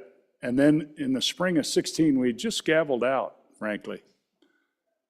And we had the sharpest, steepest downturn in revenue in Wyoming state history. Happened in a matter of weeks. Chief executive then started cuts immediately. And that's when our bond rating dropped to AA plus, and then later to AA. And if you read actually that group, it starts with an S and then an N and a P that does that rating. If you actually read that, it says Wyoming has maintained strong reserves in a volatile economy, but we lowered their bond rating because of the economic outlook of energy prices. So that's it. Google it and read it. And so again, as we put more spending out of this LSRA, as we attach it now to the general fund right next door, it's going to get harder on that thing. So I think I just encourage your no vote on this and send half of our mineral money where it's been going for the last 40 years to the budget reserve account. On and against the bill. Thank you, Mr. Speaker. Representative Pendergraft, for your second time. Thank you, Mr. Speaker. I just want to repeat what I said a little bit ago. How the money gets spent depends on how it's appropriated, not where it's kept. Any other member? We got two that could speak yet on the amendment, Representative Brown, Landon, and Stivar. Neither? Well, then we'll go back to the bringer. Representative Filer, please. Thanks, Mr. Speaker, and this is good debate. And it's not good debate, it's good education for a lot of us, because I believe during committee of the whole, I think the good appropriations chair over there, he said it, we were just like, whoa, what is this, right? And as we went through this debate, I wrote down a lot of stuff, and most likely, I can't even read my own chicken scratch, but I'm gonna try to a little bit. But I remember the speaker a little bit ago just said that the members of the JAC did a great job explaining this bill on committee of the whole. Folks, I want to take you back to committee of the whole on this bill. The member of JAC at that time actually said he didn't know, and he leaned on people smarter than him and trusted them. That's not explaining the bill at all. So that's why we had to have this discussion. So, and we just had another comment a little bit ago, where's the 5% for healthcare? And it's actually not just healthcare, it's people with developmental disabilities. That's way different than just healthcare. Where does it go if it's not spent? We still have not received that answer. If we do not, that 5% is not spent, that's in the general fund, that this is gonna move to, where does it go? Stays in the general fund. If we keep it in the general fund, I'd rather take that 5% and put it into an account. And I know we're trying to, slim this down, not have so many accounts, but I'd rather have that 5% go into an account that saves for those folks with developmental disabilities. So that way future folks and their children will always have some type of a pot there for a safety net for those kids. Because and I don't want to get off on this soapbox. It's in the bill, so I'm going to talk about it. But parents that have children with developmental disabilities, they have laws that tie their hands right now on how much money they can save for their child before they lose services. There's laws out there. Our state has them that limits the capability of a parent to save for their child with developmental disabilities or they lose their services. But we do have a law that says you could save in another state for them, but not this state. I think that's one of the biggest things that pointed out at me. Then as I went through the bill, because people with developmental disabilities just holds near and dear to my heart, but the rest of it is, I started going through the rest of the bill, and I understand that it's all just the same language. We're just moving money here, putting it here, dropping this away, more transparent. I want to be as transparent as I can with my constituents in the state of Wyoming. State of Wyoming has many departments, many. The state of Wyoming also has contractors that we have to deal with. We have to deal with the public. We have to deal with local municipalities. We have money that has to transfer to them. People, folks of the state of Wyoming, I need everybody to understand this. We cannot run a state efficiently, effectively, with a savings account and a checking account. We are way too big for that. I have a way smaller business than the state of Wyoming, and I have 12 different accounts for a reason. Some of them make me money. Some of them, I get to use the interest off of those in order to buy more investments to build the portfolio, right? And I think that's what the budget reserve account did, Mr. Speaker, for a long time, is it gained so much interest, but maybe we should move it to the LSRA because the general fund has zero interest. We spend that money, guys. We just spend it. There's no interest to be made off the general fund, zero. So when we go back and we're trying to be transparent with everybody, I want to be transparent to the state of Wyoming. If we pass this bill, most expensive transaction we'll ever make. 40 million right off the bat, 2 million on top of that we could have earned, compile that throughout the next, I don't know, however many years. That's how transparent we're being. We're spending money to move money right now. That's what we're doing. It's not fiscally conservative one bit. The best thing we could do to be transparent is tell the folks that we're not going to waste $40 million to make a transfer, and that account's going to stay there and do what it's supposed to do. Or we're going to come back next year and maybe get rid of that account. We'll go right to the LSRA, and we need to put some sideboards back on that, buddy. If we don't get some more sideboards back on that LSRA, and I can remember 10 years ago, a good future speaker sitting over at that podium going, we got to keep sideboards on this LSRA. We need this because we're going to need it in our downtimes. Oh man, he was right. And I used to butt heads and pound my head over on that desk all the time, just like, you know what we could do if we could spend that money for the people of Wyoming? And here I am 10 years later going, holy moly, he's right. Like, man, Lee Filer was wrong, you know? And, you know, I love myself and I hate telling myself I'm wrong, but you know what? You are sometimes. And sometimes we just don't know the repercussions of this. There's so many new members in this body, including myself. 23, I think. I wonder how many of the 23 knew what the bra was before we even started this session. I wonder how many that's only been here for like 4 years even knew exactly what that budget reserve account did. This is a complex issue. And I just don't see how we can be true to the people. And it's funny, I didn't even read all my chicken scratch, but that's all right. But I don't know how we can be true to the people we represent by eliminating this account to be more transparent when it's on the same piece of paper. I don't know. But I didn't get my questions answered, Mr. Speaker. Nobody told me where that 5% of that money for those kids with developmental disabilities goes if we don't spend it. Nobody told me. And I'd hate to leave that in a bunch of politicians' checkbook. Because that's what it does. That general fund is our checkbook for the state of Wyoming and the people. I'd like to know where that 5% goes. And all the other questions that were asked by another representative from, you know, the land of Rawl, well, whatever, after a football, whatever. But either way, where's those answers? I want to know where that extra money goes. Does it just stay in the general fund and collect zero? Does it stay in the general fund to allow us to spend and maybe the executive branch to spend? Which one is it? Because it just says amount. General fund amount. That's what it says in the bill.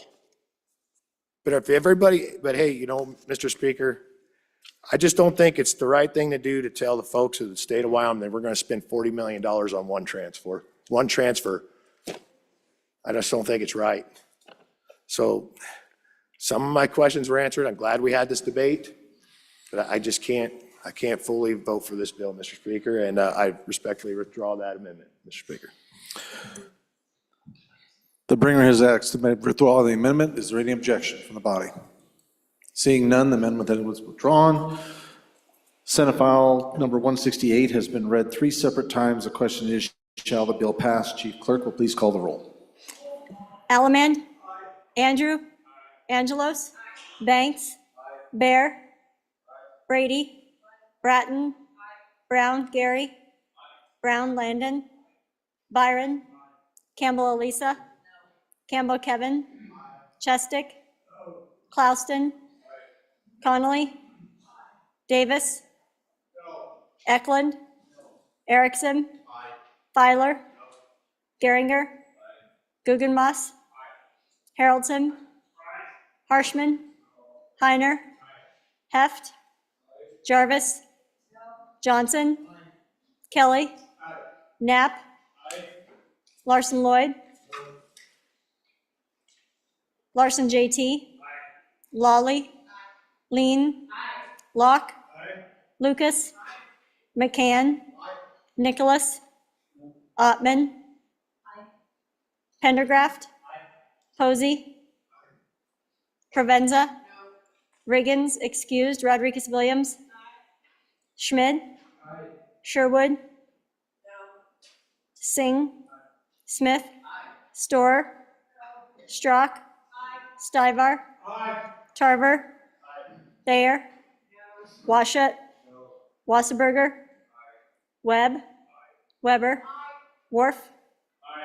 Williams. Winter. Wiley. Yin. Mr. Speaker. Are there any changes? Are there any changes? Closing vote. Vote closed. 45 aye, 15 no, 2 excused. Senate File 168, having received the affirmative vote of the majority of the members elected to the House, Senate File 168 has passed the House. Mr. Majority Floor Leader. Mr. Speaker, I move that the House resolve itself into committee of the whole. You have heard the motion. All those in favor, please say aye. All those opposed, no. Congratulations, Representative Williams. Okay.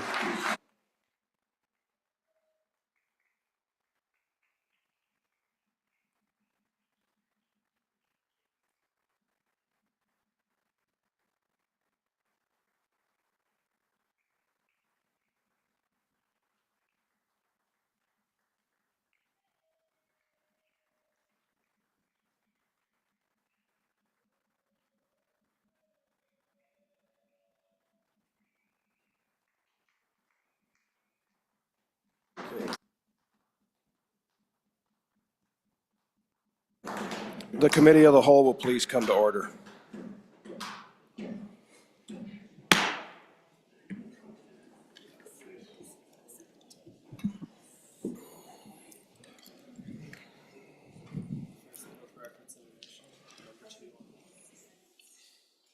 It's where? Where is it at? I don't have the bill though. First bill for our consideration is Senate File. Gotcha. First bill for our consideration is Senate File 82. The reading clerk will read the bill. Senate File 82, sponsored by Water, Omnibus Water Bill Planning, an act relating to water development projects. Mr. Speaker, your committee number 5, Agriculture, State and Public Lands and Water Resources, to whom is referred Senate File 82, Omnibus Water Bill Planning, respectfully report same back to the House with the recommendation that do pass. Ayes. Representatives Banks, Davis, Eklund, Johnson, Ottman, Provenza, Schmid, Strzok, Winter. Representative Winter, Chairman. You have heard the reading of the bill. What is your pleasure, Chairman Banks? Thank you, Mr. Chairman. I move that when the committee of the whole rises to report, to do so with the recommendation that Senate File 82 do pass. And I turn the explanation over to the good representative where the water's sweet. Representative Larson. Representative Larson. Thank you, Mr. Chairman. Members, today I bring you Senate File 82. If you remember a few weeks ago, or I don't even know when it was at this point, but we had the omnibus water bill construction. This is the planning bill. So it deals with all things planning across the state for water. And so I'll just go over the 3 sections of the bill and explain to you what's in them. So Section 1 has level 1 projects. One is the Hewlett Water Master Plan for $166,000. And then they also have the UW Water Research Program in there. And that water research program has been going on for quite a while. And there's a lot of really cool programs that they have matching funds for to study water and how it impacts Wyoming and help us understand the things we can and cannot do with our water rights. So it's the research arm of water in the state. And so that's a really good program, and a lot of it is matching dollars. So a good program to support. Section 2 of the bill is our rehab level 1 projects. And so we have the Pioneer Canal Lake in Albany County, the Smiths Forks Irrigation District Master Plan in Lincoln County, and the Wheatland Irrigation District Master Plan that impacts Albany, Carbon, Platte, and Platte counties. And then on Section 3 of the bill, we have level 2 projects for dams and reservoirs. And so that's for the middle Popo, I don't know if I'm saying this right, but Popo Aggie River Storage Study. And that's for Fremont County. And so, and that's for $551,000. And so total planning costs of $2 million in this, roughly $2,065,998. And just for your information, the total we will appropriate out of both the planning and the construction bill is $36,848,360. So total between the two bills, that's how much we've spent. Plus, there's other amendments that were added, so that's not including the discussion on the LaPrelle Dam and all of those other things that we've gone through in amendments. That these were the original recommendations out of the Select Water Committee. So with that, I'll stand for any questions, but really, this is just the planning side of things. Any government agency in the state, especially our conservation districts, are most of the time are the ones that apply for these funds, but any entity, joint powers water boards can apply for planning or construction projects. So with that, I'll stand for questions. Any further discussion? Question being called. All those in favor of Chairman Banks' motion that when the committee of the whole rises to report, it does so with the recommendation that House Bill 84 do pass. 82. All those in favor say aye. Aye. Those opposed, no. House Bill 82 has passed committee of the whole. The next bill, we have some corrections here. My fault. Script says House Bill. We need to change the Thank you, John. Senate File 82 has passed committee of the whole. Next bill for our consideration is Senate File 75. Senate File 75, sponsored by Senator Case. Coroner investigations, disposition of decedent's property, an act relating to county coroners. Mr. Speaker, your committee number 10, Labor, Health, and Social Services, to whom is referred Senate File 75 engrossed. Coroner investigations, disposition of decedent's property. Respect the report, same back to the House with the recommendation that do pass with the following amendments. Ayes, Representatives Klauston, Guggenmoss, Heft, McCann, Ottman, Rodriguez-Williams, Wasserberger, Yin. Excused, Representative Stivar. Representative Rodriguez-Williams, Chairman. You have heard the reading of the bill. What is your pleasure? Chairman Rodriguez-Williams. Thank you, Mr. Chairman. I move that when Committee of the Whole rises to report, it does so with the recommendation that Bill or Senate File number 75 do pass. And I further move adoption of the Standing Committee amendment. And I will turn the explanation of the bill and the Standing Committee amendment over to the good representative from County number 5. Representative Thank you, Mr. Chairman. So I'll walk you through the bill real quick before we get to the Standing Committee amendment. But Senate File 75 came up in the interim committee and committee number 1 when we had our coroners show up to committee and they talked about several different concerns. This was a bill that didn't get picked up by the committee, number 1, but we ended up drafting it as a bill. And any conversation that would add to this would be greatly appreciated off the floor. Sorry, loud.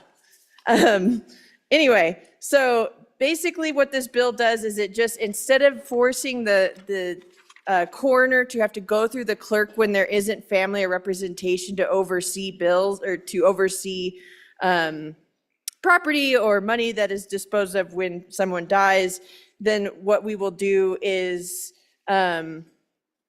essentially, instead of making them go through the clerk of the court, we give them the authority to go through a process and procedure themselves.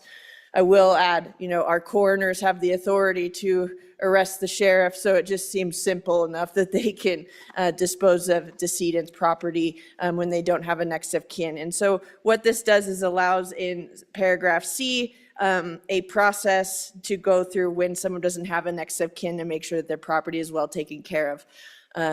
For the standing committee amendment, Mr. Chairman, I will allow, or I would ask my good representative from the Pointy Mountains to walk you through what the committee did there. Thank you. Representative Yin. Mr. Chairman, thank you. So members, just to dispose of the standing committee amendment, the language in the standing committee amendment was all about just making sure that a good faith effort was done by the coroner to find any next of kin. Because this property may end up going to the unclaimed property area, which is governed by the state, just to keep that liability low. We wanted to make sure that there's a good faith effort to be found there. And so that's all that is. And with that, I'll ask for the question on the standing committee amendment. You've heard the motion on standing committee amendment number 1. Any discussion? Question having been called, all those in favor of standing committee amendment number 1, say aye. Aye. All those opposed, no. The standing committee amendment number 1 has been adopted. We're back on the bill. Is there any discussion? Question having been called. Question having been called, where we at, buddy? Sorry. All those in favor of Chairman Rodriguez Williams' motion that when the committee of the whole rise to report, it does so with the recommendation that House Bill Senate File 75 do pass. All those in favor say aye. Aye. Those opposed, no. Senate File 75 has passed the committee of the whole. The next bill for our consideration is Senate File 114. The reading clerk will read the bill. Senate File 114, sponsored by Senator Landon. Missing persons reporting requirement, an act relating to criminal procedure. Mr. Speaker, your committee number 1 judiciary, to whom is referred Senate File 114, engrossed. Missing persons reporting requirement respectfully reports back same to the House with the recommendation to pass with the following amendments. Ayes, Representatives Brady, Bratton, Chestick, Filer, Kelly, Lean, Singh, Washit, Webb. Representative Washit, Chairman.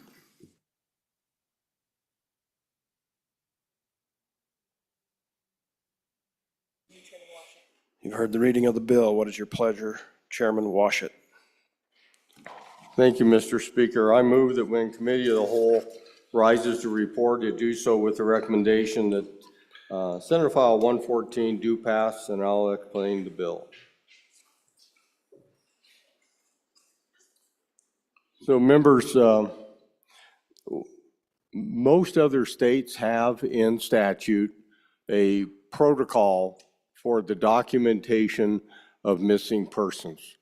In Wyoming, we have laws on the books pertaining to documenting missing children and missing folks who qualified under the Missing and Indigenous Peoples Act.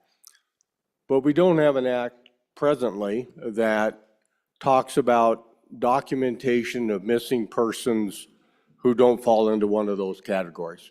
And that's the problem that Senate File 114 is attempting to address. So what we do here is we set forth the conditions under which law enforcement shall take a missing persons report, and then list 8 circumstances when they would not. So if you think about the hundreds, if not thousands of other scenarios where law enforcement would take a report, there are 8 broken out here where law enforcement might not take a report. So let's walk through the bill. Starting on page 2, we get in the meat of the bill.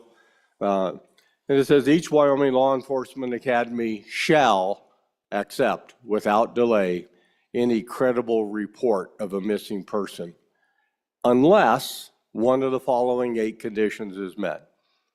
So on line 6, we have Romanet I, where law enforcement knows the location of the person.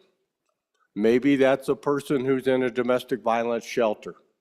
Law enforcement knows that that victim is in a domestic violence shelter. They don't need to take a missing person report because they know the whereabouts. On line 9, Romanet II, The agency confirms the safe status of the missing person. Right? They make a phone call, they make a contact, they verify the person's safe and sound. And keep in mind that we walk a fine line in this area because children can't run away from home, but adults can, and adults do. Adults leave home trying to leave their past behind, they disappear, they don't want to be found, and that's perfectly lawful. Okay, so we walk a fine line here. On line 12, the missing person is not a resident of Wyoming, and the most recent verifiable location of that person was not in Wyoming.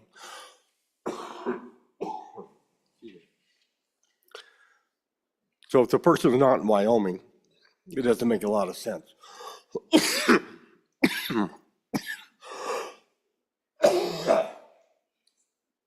The person not from Wyoming, last time they were seen, they were in another state.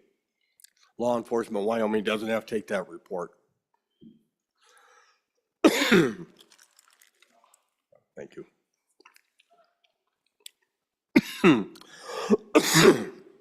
The law enforcement agency confirms, excuse me,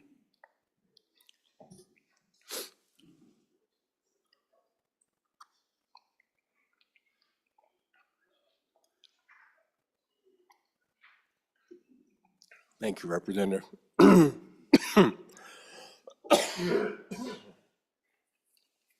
So when the law enforcement agency confirms that another agency has already taken the report, they don't need to take that report.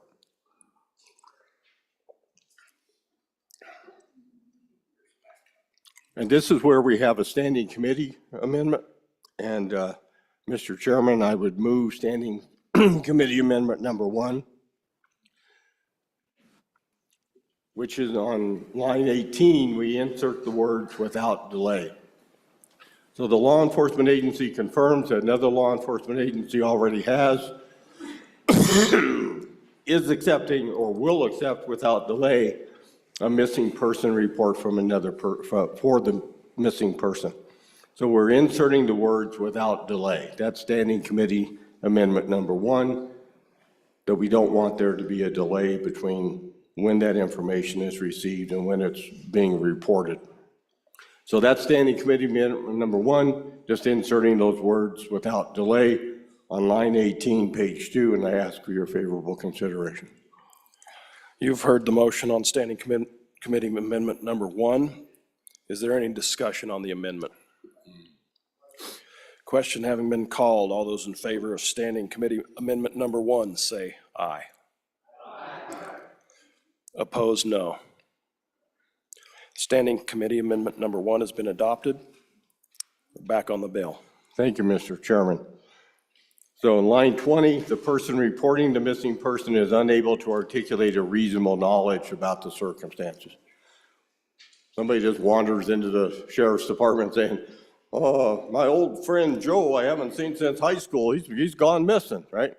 They can't articulate a reason for taking that missing person report.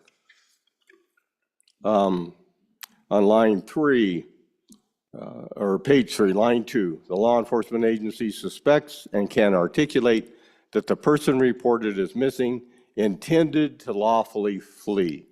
So law enforcement may have information, they may not know exactly where this person is, but they can articulate why this person has left.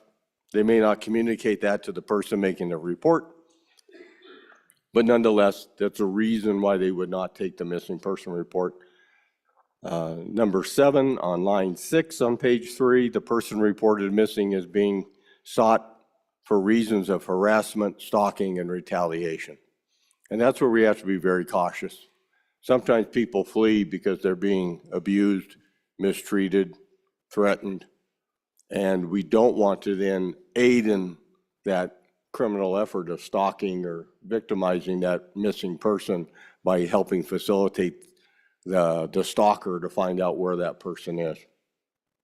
Number 8, other articulable extenuating circumstances exist consistent with this section that would make acceptance of a report impractical, unreasonable, or unsafe for the missing person, and the agency would then have to document that rationale in their report. So those are the 8 exceptions. In all other cases, law enforcement shall promptly take, without delay, the missing person report. So what we're doing here is getting away from the old days where an agency might say, well, they're in transit, so we have to wait 48 hours. Or give it a few days, see what happens, right? This requires without delay. Then we go on stating some responsibilities of the primary jurisdiction. Line 16, the primary jurisdiction for reporting a missing person shall be the law enforcement agency with jurisdiction over the most recent verifiable location of the missing person. So if the person was last seen here in the capital city, the primary jurisdiction would be the Cheyenne Police Department. If a verifiable last known location is not determined, the primary jurisdiction shall be the law enforcement agency with the jurisdiction over the last known residential address. So if the person was from the capital city and they went big game hunting up in County 11, never made contact again, right? Nobody ever saw them in County 11, but the community where they had last known address was here. So that would be the jurisdiction, primary jurisdiction.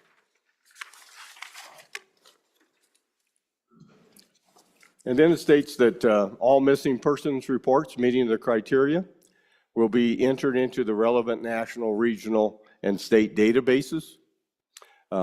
If the missing person on line 13, page 4, the missing person is not located within 30 days, that triggers the reporting into the national data system as required.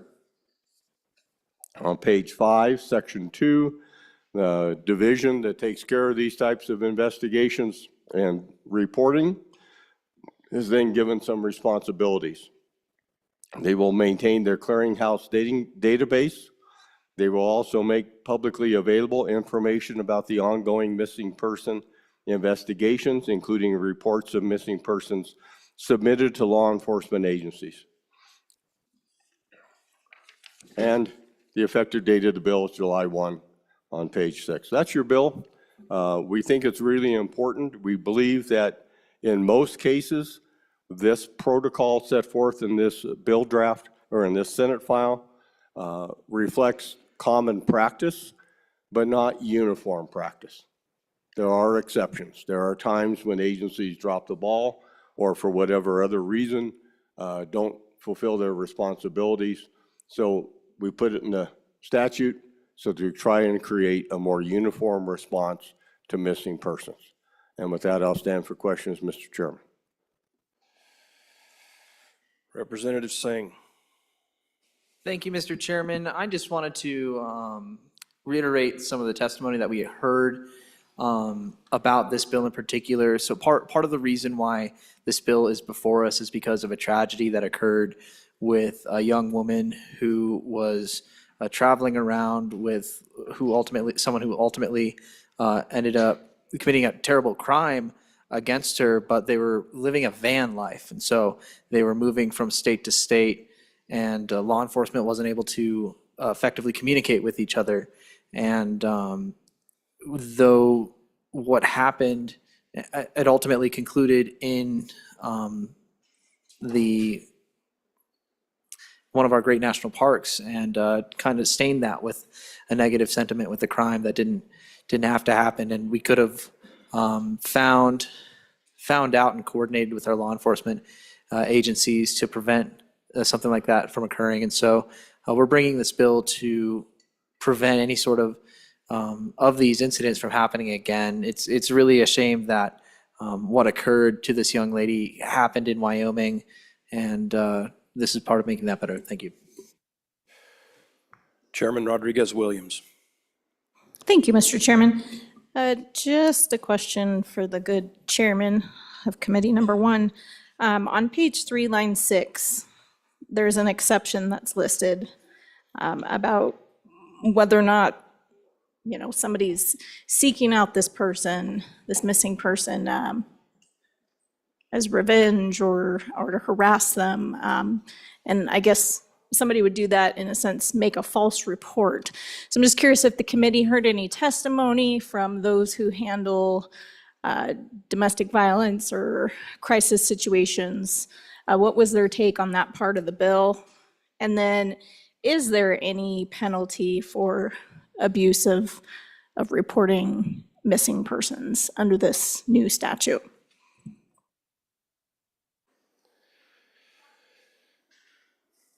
Representative Larson.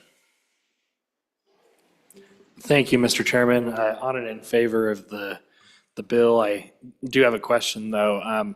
Was there any discussion in committee regarding the effective date and whether that should be immediately rather than July 1st? I do think that this is an important issue and we should probably have this on our books as soon as possible. But if there was a good reasoning for the agency or anything like that made it stay at July 1st, or if you even had that discussion, maybe there's a friendly second reading amendment. If not, so thanks. Representative Posey. Thank you, Mr. Chairman. A question I had was, I know this is an ongoing issue from a lot of my constituents from my district, and I think you guys, the committee, had some testimony from a lady that was familiar with that. But I think the issue that happens there is the overlapping jurisdiction. We got Bureau of Indian Affairs, we got the city of Riverton, Lander, and the county, so there has been some missing persons in the center of this great state. And I was just wondering how the committee or how this addresses that. Thank you.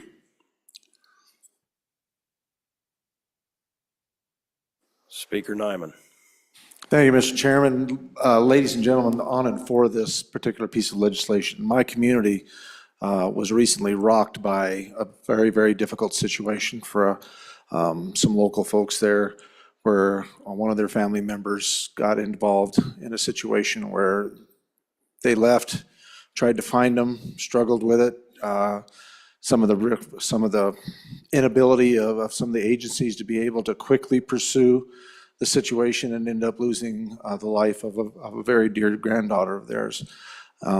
Much of the discussion revolved around how quickly we need to be able to respond to these situations when somebody is reported missing. And the discussion to me was, I can actually find a missing car faster than I can find a missing person, because we have to give them so much time to make sure that they're on their way home or whatever.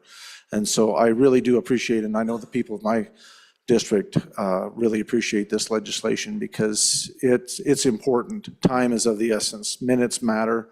And when you're dealing with somebody that has been abducted or is in a very difficult situation, being able to communicate and work between agencies and to find that person, whether or not they're where they're supposed to be, or maybe they just were delayed or whatever, sometimes it doesn't happen that way. And so this piece of legislation works to correct that and to create more opportunity and quicker response times, so we can make sure that people are all right. And if they're not, then they can immediately get the help that they need in a situation that's far beyond their control. So on and for this legislation. Chairman Washut. Thank you, Mr. Speaker. I'll grab a few of these questions that have come in. To the speaker's comments, there'll likely be a second reading amendment to this bill to add some further clarifications to some of the issues related by your constituent up in that country. I think very important stuff. As far as the effective date, it obviously takes some time to communicate, to train, to make sure everybody is clear. The vast majority of Wyoming law enforcement agencies are already doing something exactly like this or very close to this. But for those that are not, they may be really small departments and so forth. And so we felt the effective date of July made sense to give us time to make sure that everybody is brought up to speed. As far as the overlapping jurisdictions, and certainly no place has more overlapping jurisdictions than County 10. You have the reservations, You have law enforcement, variety of jurisdictions, plus you have your local jurisdictions and your county jurisdictions. And so what we tried to do in this bill, and I think we've been fairly successful, is make sure we identify what that primary jurisdiction is, and that if there's doubt, take the report. And, it's better to have the report taken by two different agencies than by none. And so we had the good sheriff from County 9 testified, and, a lot of really pressing things been taking place up in County 9 the last week, and the good sheriff was willing to take some time and testify before our committee. And he's been involved in shaping this legislation. It's a passion of his. He dealt with a number of these missing persons cases where you just find a car sitting out along a dirt road out in a rural county someplace.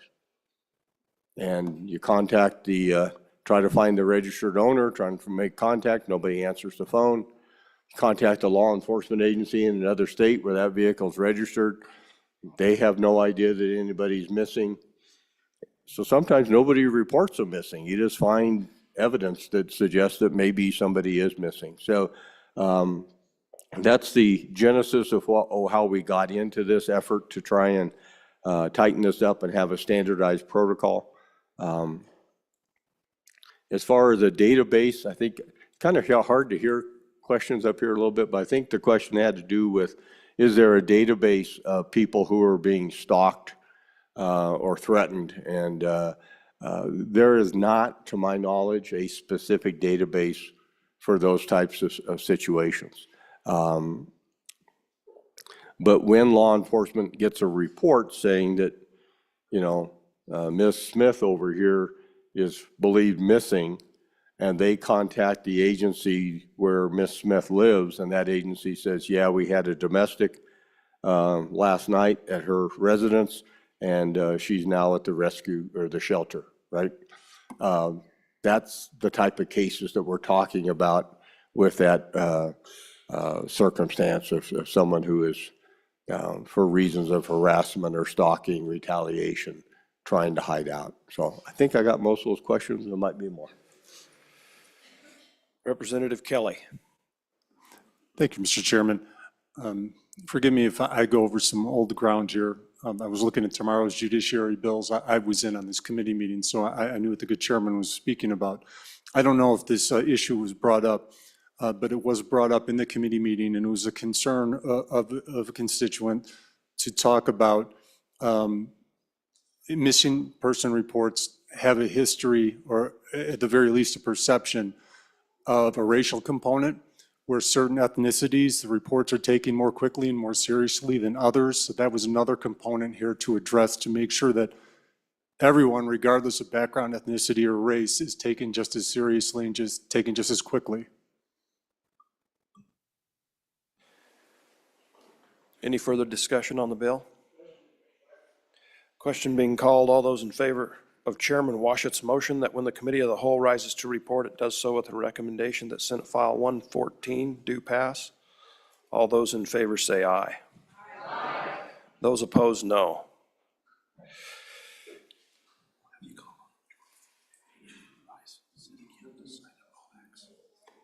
Senate File 114 has passed the committee of the whole.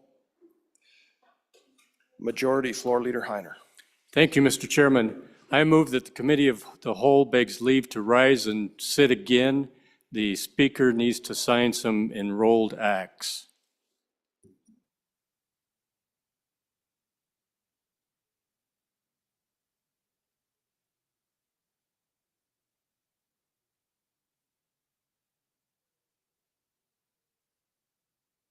This is all part of it, ladies and gentlemen. As we move through the process, the legislature, we're going to start to see more of these back and forth, and so we need to try to keep these caught up as they come through. There it is.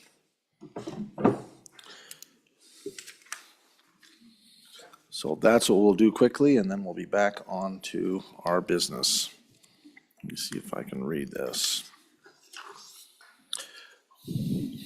We are at that order of business of signing of enrolled acts. First enrolled act for our consideration is House Enrolled Act number 21.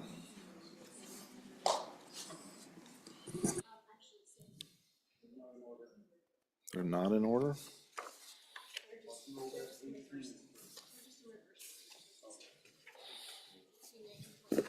Yep, I got 21. Oh.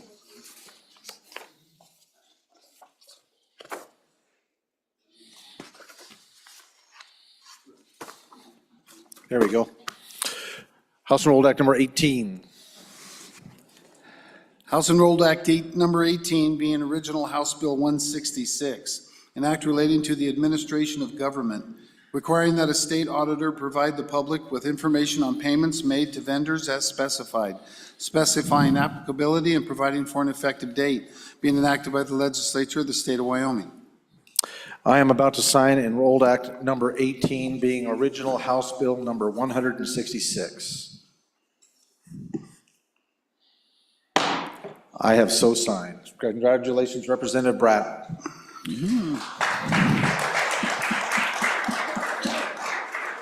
Next enrolled act for our consideration, number 19. House Enrolled Act number 19 being original House Bill 214, an act relating to cities, towns, and counties, authorizing local governments to pay claims and demands through electronic payment means, making conforming amendments and providing for an effective date, being enacted by the legislature of the state of Wyoming.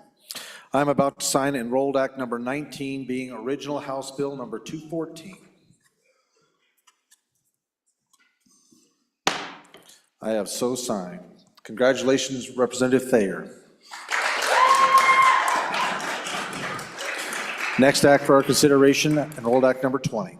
House Enrolled Act number 20 being original House Bill 40, an act relating to sales and use tax, revising use tax provisions to conform to the corresponding sales tax provisions, clarifying a definition, clarifying the use tax exemption for machinery used in manufacturing, clarifying licensing and compliance provisions, revising refund provisions, repealing conflicting provisions, and providing for an effective date, being enacted by the legislature of the state of Wyoming. I am about to sign House Enrolled Act number 20, being original House Bill number 40. I have so signed. Next act for our consideration, Act number 21, House Act.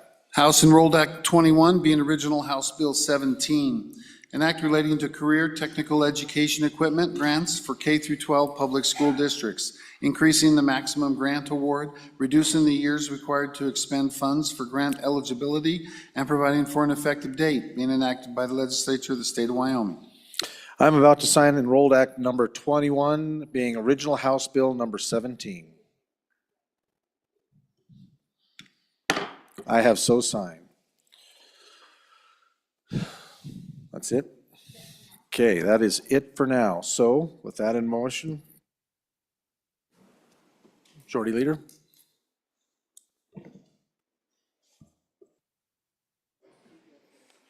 Deja vu.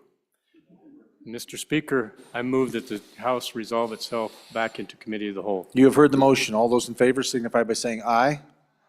All those opposed, no. Motion is passed. Representative Williams, please take the chair.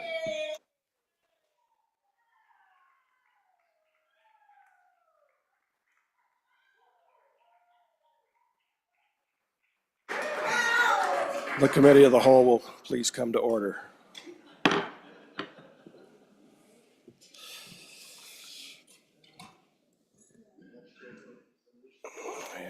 Next bill for our consideration is Senate File 143. The reading clerk will read the bill.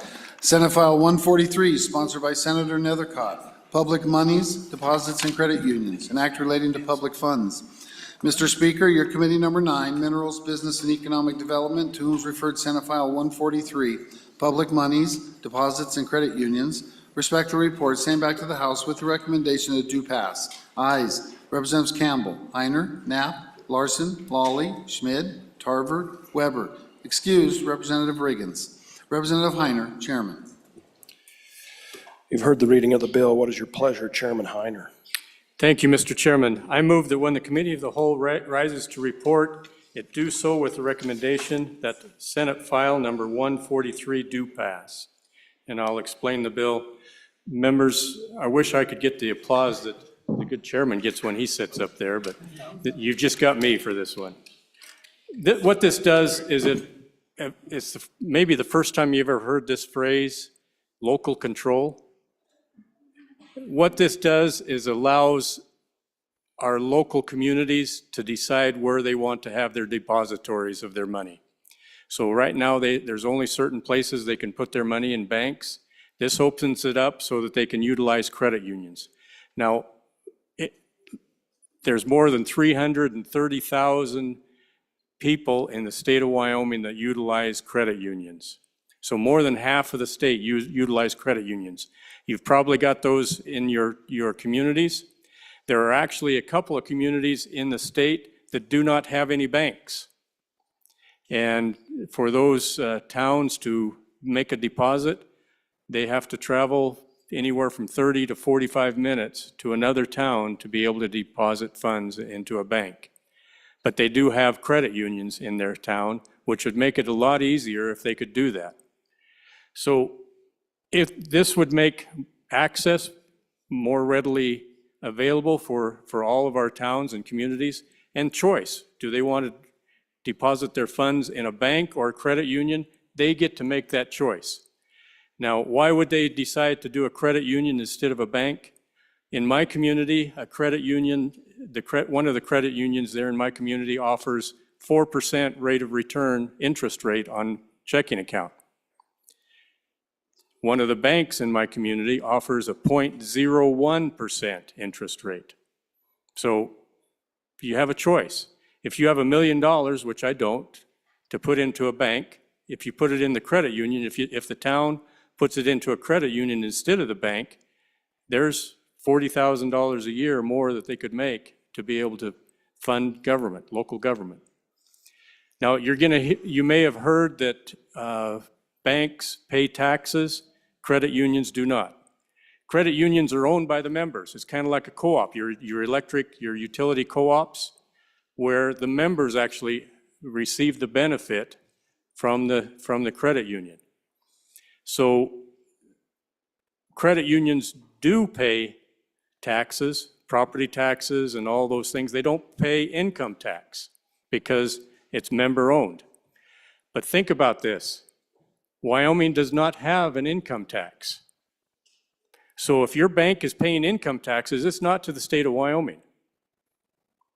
So remember that credit union passes the revenues and the benefits onto their members, and those members receive a higher interest rate, and they then can utilize that additional money in their pockets. Now, the other question may come up. Let's assume that a town has $1 million and they put it into a credit union. Will they be able to force one of their people onto the board of directors of the credit union? Credit unions have a policy, one vote, one member. So if the town has $1 million and they put it in their credit union, they get one vote. If I have $100 and I put it into a credit union, I get one vote. There's no difference by the amount of money that you have deposited in that credit union. What about insurance? With banks, you have FDIC insurance up to $250,000. Credit unions have similar insurance. Are they audited? Yes, they're audited just as much as a bank is. So with that, members, what this is local control. It doesn't require them the local governments to utilize credit unions. It just opens up that option.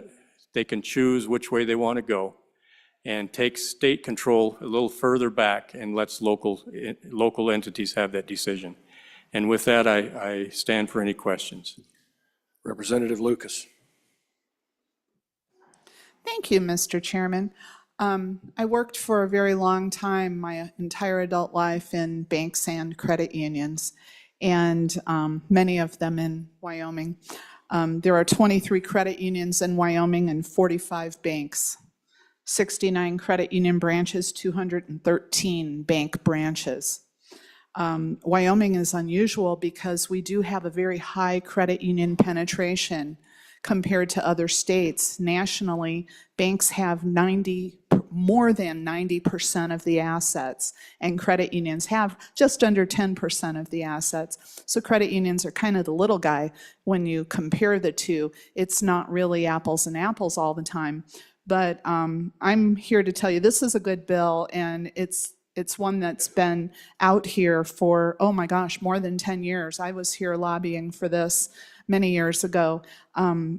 Not all credit unions will take advantage of this because they don't have the need for deposit dollars, but most of them would like some opportunity to get some more deposit dollars. Their exams are the same, their insurance is the same, they're under just as much regulatory scrutiny as banks. There's just no difference on them other than who owns the organization.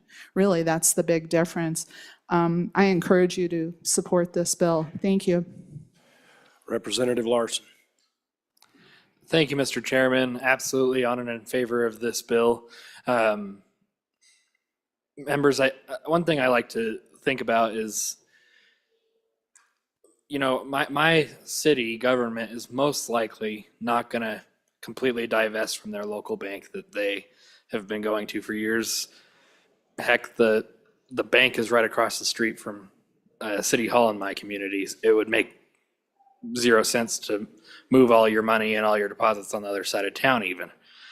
This is just opening up more options like others have said, and I think it's well worth putting our time into it. This bill's long overdue of passing after the last decade of working on it, or even more, and absolutely stand on and in favor of this. Just provides more flexibility and less state control over our local communities. Thanks. Representative Lawley. Thank you, Mr. Chairman. On and for this bill, again, as people have already emphasized, the idea of choices in this space, and in smaller towns, it becomes very important to have this option. One of the things that struck me in our testimony in committee was that the federal government uses credit unions to deposit some of their funds in. It's allowed to do that. So, you know, I bank at a bank, a typical bank. I have family members that are credit union members. It's not really pitting one against the other. It's just giving that opportunity and option. And again, I just encourage an aye vote on this because it opens up opportunities. You know, I had an earlier bill that talked about just giving the opportunity to DQ bonding, for example. So I think it's just really essential that we have those options for folks as they need to deposit public funds. Thank you. Representative Angelos. Thank you, Mr. Chairman. So I, on and for the bill, I represent a small community that only has a credit union, and they are 38 miles away from town. So part of the issue is employees are driving daily on one of the most dangerous highways, Highway 59, in Wyoming with mine traffic, usually when mines are getting off to make deposits. So this had become an issue where they would like to be able to deposit those monies at the local credit union to basically for safety reasons for their employees in the community. So on and for, and thanks for bringing the bill. Representative Geringer. Thank you, Mr. Chairman. So a couple, I tell you, this is a tough one for me. I bank at banks, I bank at a credit union, and I can see, you know, I've talked to a lot of people that are on both sides of that issue. It's one of the things that, two things kind of stick in my mind. One is the issue of tax, and I appreciate the good majority floor leader bringing that up. There is an issue of tax. The credit unions don't pay, the banks do, and you can say that, well, the credit union members do, but so do the shareholders and stockholders of the banks. And so that when you equate it that way, you can't really use the argument that, well, it's the members that are paying. Secondly, And we keep coming back to this whole, is it constitutional or not? And I will be the first to profess, I am not a constitutional scholar. But there's some clear language, and I would love to have somebody clear this up for me in how to look at this particular issue. In Article 15, Section 7 of our Constitution, depositories for public monies, all money belonging to the state or to any county, city, town, village, or other subdivision therein, except as herein provided, shall, whenever practicable, be deposited in a national bank or banks, or in a bank or banks incorporated under the laws of the state. And there's no provision for credit unions. And is it a question of, do we need to amend the Constitution in order to make this happen? Or do we, how are we trying to define this so that it does fit within that constitutionality? Or am I missing the mark here? I just don't know. I'm uncertain how to read that. And so if I could get some feedback on that, I really have not made my mind up on this issue. I understand I'm a free market guy as well. I like to have competition, but when you have an uneven playing field to begin with, and then you also have some questions of constitutionality, I guess I'd like to hear some of the response to that. Thank you, Mr. Chairman. Representative Larson. Thank you, Mr. Chairman. In my county is one of the other communities in the state that doesn't have a bank but has a credit union, and they're forced to take their cash and deposits 20 miles to the town of the Wolverines for deposit on a regular basis. And along with the other comments on driving to make the deposits, there's also another important concept there, that when I go to make the deposits, there's a risk, there's this human risk. And so if you send one person 20 miles away with the bank with a bag of cash, there's the human factor. And so ideally, you always send two people, right? But then who wants to send two people for a 40-mile joyride to make a deposit in a bank when right down the street they can make the deposit in a credit union? And so I've been working on this since 2014 and trying to get this inequity in my mind resolved. And so to the last speaker at the podium, this language in the Constitution about deposit in a bank where practicable was brought in the Constitutional Convention. And the person that brought it in, Mr. H.R. Elliott, brought that in because he says where practicable, because not every place has a bank. And then when we had an attorney, the Attorney General opine on this in 2015, they note also that there were no credit unions at that time. And so the traditional, the legislature has understood about banks, and they've also understood that there's other entities, unlike banks, that also take care of deposits. And so in 1977, the legislature allowed for savings and loans, which are not state or national banks, and their organization is much closer to a credit union than they are a bank, but they've allowed them to be depository of public funds. And so the Attorney General kind of came to the conclusion that the legislature understood what they were doing when they deviated from the bank, the constitutional language of the bank in 1977 and allowed savings and loans to come in. They noted in that opinion that to really allow credit unions to receive public funds, they needed to change 94817, which is the bill that you have before us that would allow it. So I think question, but there is some history, and it's fun history. But there's been a couple of 3 Attorney General opinions on that are out there and have come to this conclusion. So really support the bill and hope you will too. Chairman Heiner. Representative Lucas. Thank you, Mr. Chairman. Just to clarify on a previous speaker's question, it is true that credit unions are not subject to federal income tax. Some states do charge credit unions income tax. It's rare, but some do. Interestingly, it's because of their tax status. They were conferred as a financial cooperative and not subject to federal income tax by Congress back in the early 50s. Interestingly, though, community banks, about 35% of the community banks in the United States are S corporations, and that's a tax status.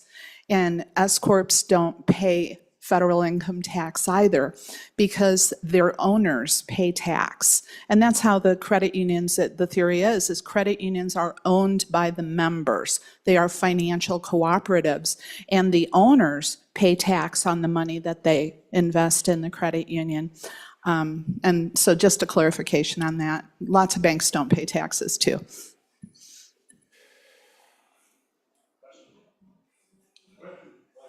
Question being called. All those in favor of Chairman Heiner's motion that when the committee of the whole rises to report, it does so with the recommendation that Senate File 143 do pass. All those in favor say aye. Aye.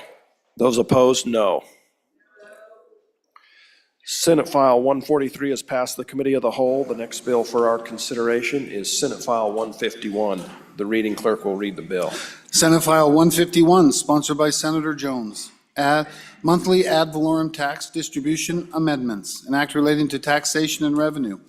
Mr. Speaker, your Committee Number 3 Revenue, to whom is referred Senate File 151, monthly ad valorem tax distribution amendments, respect the report, same back to the House with the recommendation that do pass.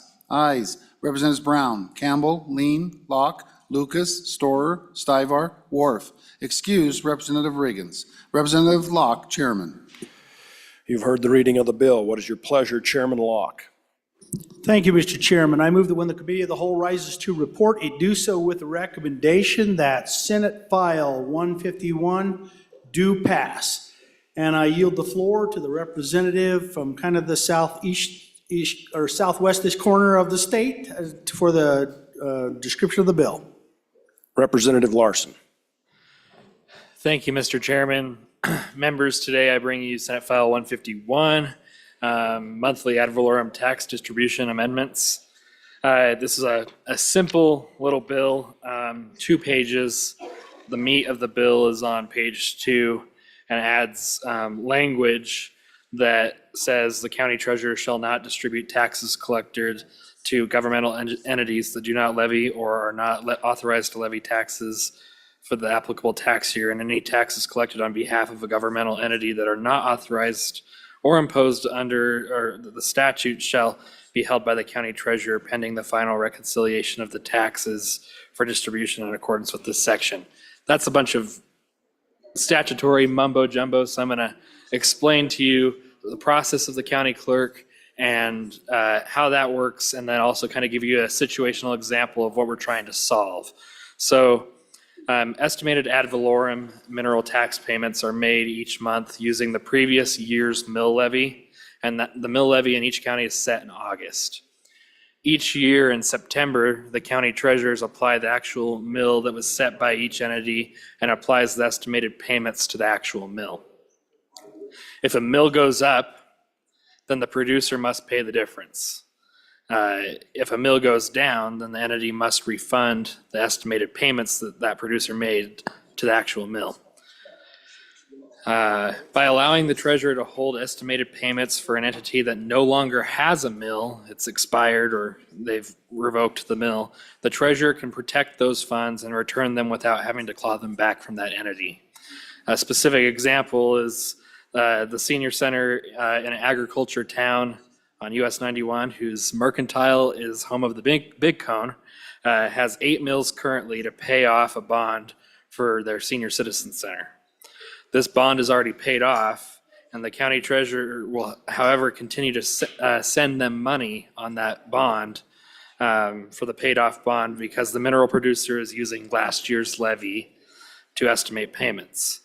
In September, they will true up this account, and the senior center will be required to pay back a few $100,000. And if they spend that money in that meantime, it can cause problems in reconciling that. So that's what this bill is trying to solve. The treasurers would just hold the money in escrow to pay the producer back once the mill has been completed or revoked. So with that, I'll stand for any questions, and if not, I'll ask for your favorable consideration and call for the question. Question being called. All those in favor of Chairman Locke's motion that when the committee of the whole rises to report, it does so with the recommendation that Senate File 151 do pass. All those in favor say aye. Those opposed, no. Senate File 151 has passed the committee of the whole. The next bill for our consideration is Senate File 130. The reading clerk will read the bill. Senate File 130, sponsored by Senator Rothfuss. Emergency Assistance, Immunity, Mental Health Services, an act relating to civil procedure. Mr. Speaker, your committee number 10, Labor, Health, and Social Services, to whom is referred Senate File 130, Emergency Assistance, Immunity, Mental Health Services, respect the report, same back to the House with the recommendation that it do pass. Ayes, Representatives Klauston, Guggenmoss, Heft, McCann, Ottman, Rodriguez-Williams, Wasserberger, Yin. Excused, Representative Stivar. Representative Rodriguez-Williams, Chairman. You've heard the reading of the bill. What is your pleasure, Chairman Rodriguez-Williams?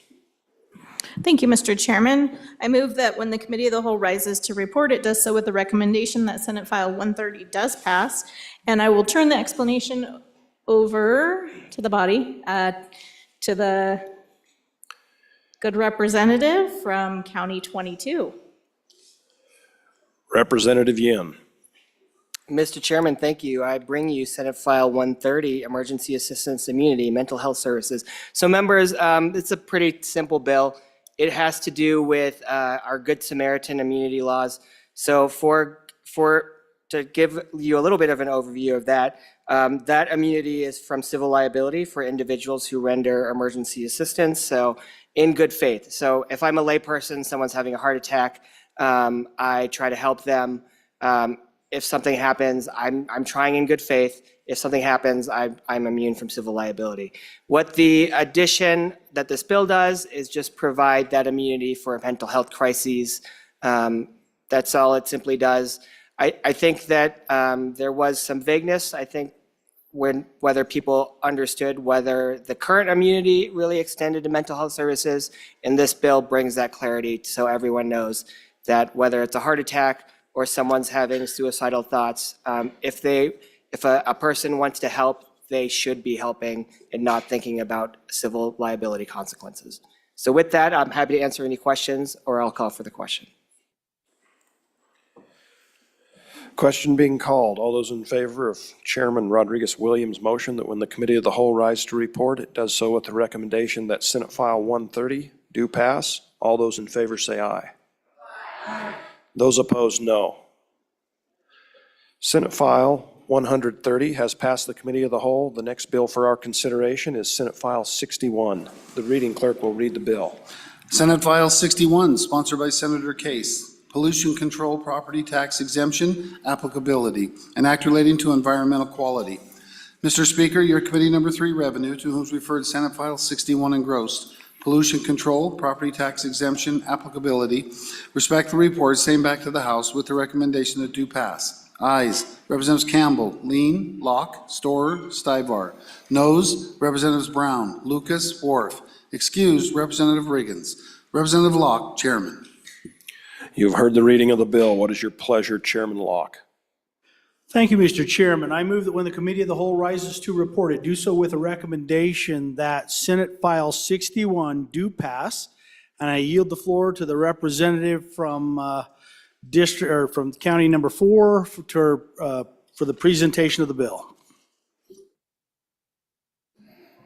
Mr. Chairman. Representative Wiley. Thank you, Mr. Chairman. So folks, going through this bill, What we need to know is Wyoming is a handful of states that has primacy over direct carbon capture. So to build on this, and the reason for this bill is if you have these giant, corporations, entities coming in, building standalone, direct for profit, carbon capture facilities that they need to pay their taxation. So this bill allows them not to declare the exemption from ad valorem taxation, they just have to pay the property taxes. If you go to page 2, lines 15 and 16, it talks about it right there. Or facilities constructed for the sole purpose of capturing non-point source carbon dioxide. It's a good little bill, folks. Please vote aye. Any further discussion? Question being called. All those in favor of Chairman Locke's motion that when the committee of the whole rises to report, it does so with the recommendation that Senate File 61 do pass. All those in favor say aye. Those opposed, no. Senate File 61 has passed the committee of the whole. The next bill for our consideration is Senate File 72. The reading clerk will read the bill. Senate File 72, sponsored by Senator Brennan. Summer Vacation Preservation Act, an act relating to education. Mr. Speaker, your Committee Number 4, Education, to whom is referred Senate File 72, Summer Vacation Preservation Act, respect the report, same back to the House with the recommendation that do pass. Ayes, Representatives Andrew, Bratton, Guggenmoss, Kelly, Singh, Strzok. Noes, Representatives Lawley, Williams. Excused, Representative Erickson. Representative Andrew, Chairman. You've heard the reading of the bill. What is your pleasure, Chairman Andrew? Thank you, Mr. Chairman. I move that when the Committee of the Whole rises to report it, do so with the recommendation that Senate File 72 do pass. Members, this bill was written in response to a question. How do we bring the joy back to education? With mounting requirements and standards, we are putting pressure on our students and teachers. Why can't we finish school before Memorial Day? And why do our kids have to go to school in the middle of August when it's so hot? The answer to that question is that it's a math problem, and the Summer Vacation Preservation Act solves that math problem. This bill provides some relief for our students and teachers while still making sure our children are educated. On page 2, you will see that we amend the duties of the State Board of Education. Currently, the State Board of Education approves or disapproves alternate schedules for all school districts in Wyoming. We keep this in the bill. We feel that a district should have the right to an alternative schedule. For example, if a school district wants to go year-round, we don't want to prohibit the district or community from doing that. Currently, there are a lot of districts that have 4-day weeks. We don't want to hurt these districts. We want them to continue with that. For the districts that don't have an alternative schedule, we want to give them the tools to be able to go from Labor Day to Memorial Day. We do this by taking the number of required school days from 175 down to 165. By reducing the number of school days, we can now run from Labor Day to Memorial Day and still have Christmas and spring breaks. We do not touch the number of hours that is required by rule. The max number of hours required by rule for high school students is 1,000 hours of contact time. We did the math. 1,000 divided by 165 is 6.06 hours. That is how many hours of instruction time they need each day. It works out. Many states, including the one to the south of us, have a minimum number of 160 days of school. Please note, we are talking about the minimum number of days, not a maximum number of days, and any district may add days if they wish. You will see these changes on page 2, lines 9 through 12 of the bill. Thank you, Mr. Chairman. Representative Yin. Mr. Chairman, thank you. So my school district has already set its calendar for next year after delaying setting its calendar for about 3 months because they wanted to make sure they had enough public comment on this. They set a calendar that already starts before Labor Day. So if this bill passes, they're going to have to change their calendar. The reason that they're setting their calendar before Labor Day is because in my community, they want a longer spring break. So our spring break is 2 weeks. The reason they have our longer spring break is because they want to make sure that their spring break is during our mud season. So our mud season is the least active time of the year for Teton County. And so when you have two working parents, you want to make sure that you have the ability to go on vacation. They want to make sure that maximum amount of time is available for them in that spring break. They can't take off that time in the summer because everyone else is taking their vacation in the summer to my neck of the woods. So I think taking away that flexibility of a school district to figure out when their schedule should and shouldn't start takes away the ability for my school district to best respond to their families. And their families want to take vacation on spring break because they know that they can't do it during the summer. So if this passes, definitely going to run amendments on it, but I think setting the beginning and end date is really limiting our school districts. Representative Andrew? Thank you, Mr. Chairman. This bill adds flexibility. It does not take away any flexibility. So if the Teton County School District wanted to have an alternative schedule, they're absolutely still allowed to do so. Representative Wiley? Thank you, Mr. Chairman.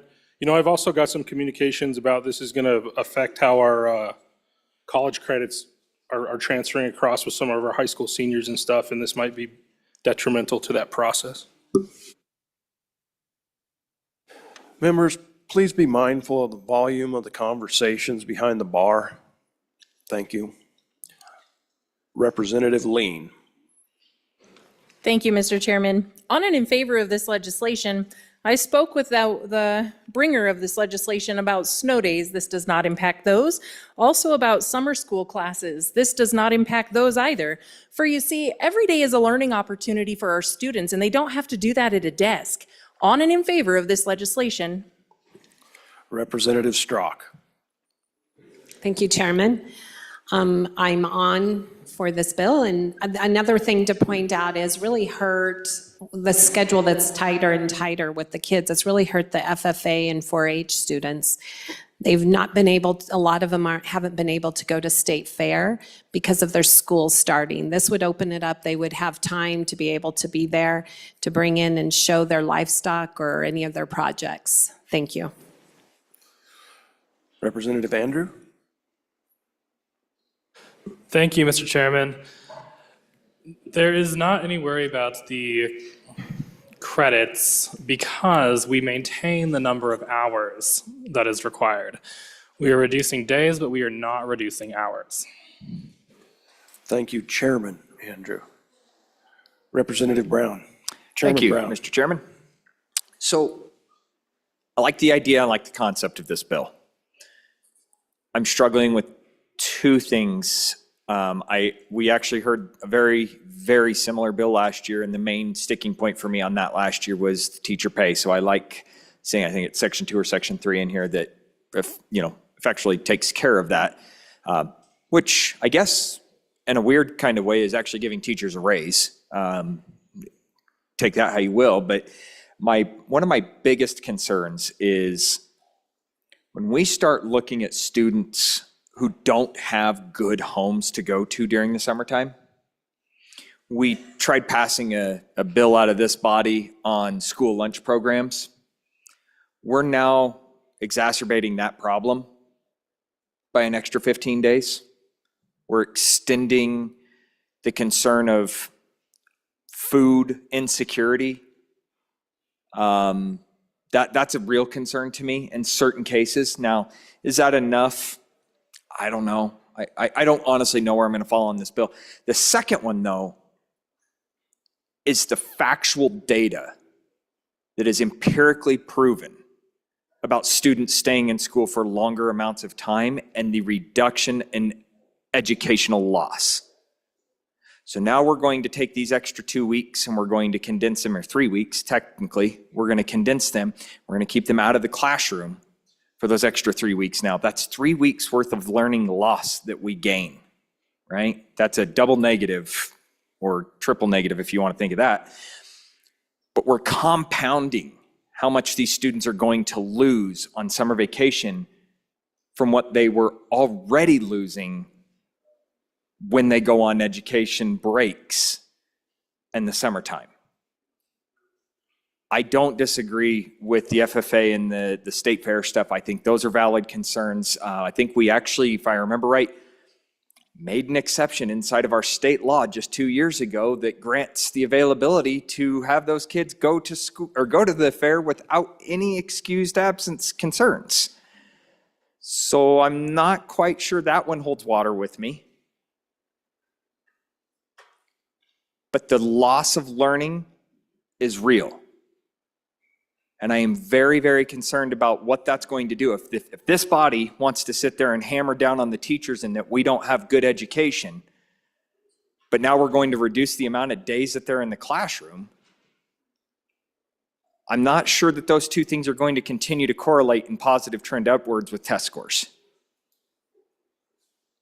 Just a couple of things to think about. Representative Jarvis. Thank you, Chairman. So in my current role, I'm actually in charge of the WDE's 608, and that is student seat time.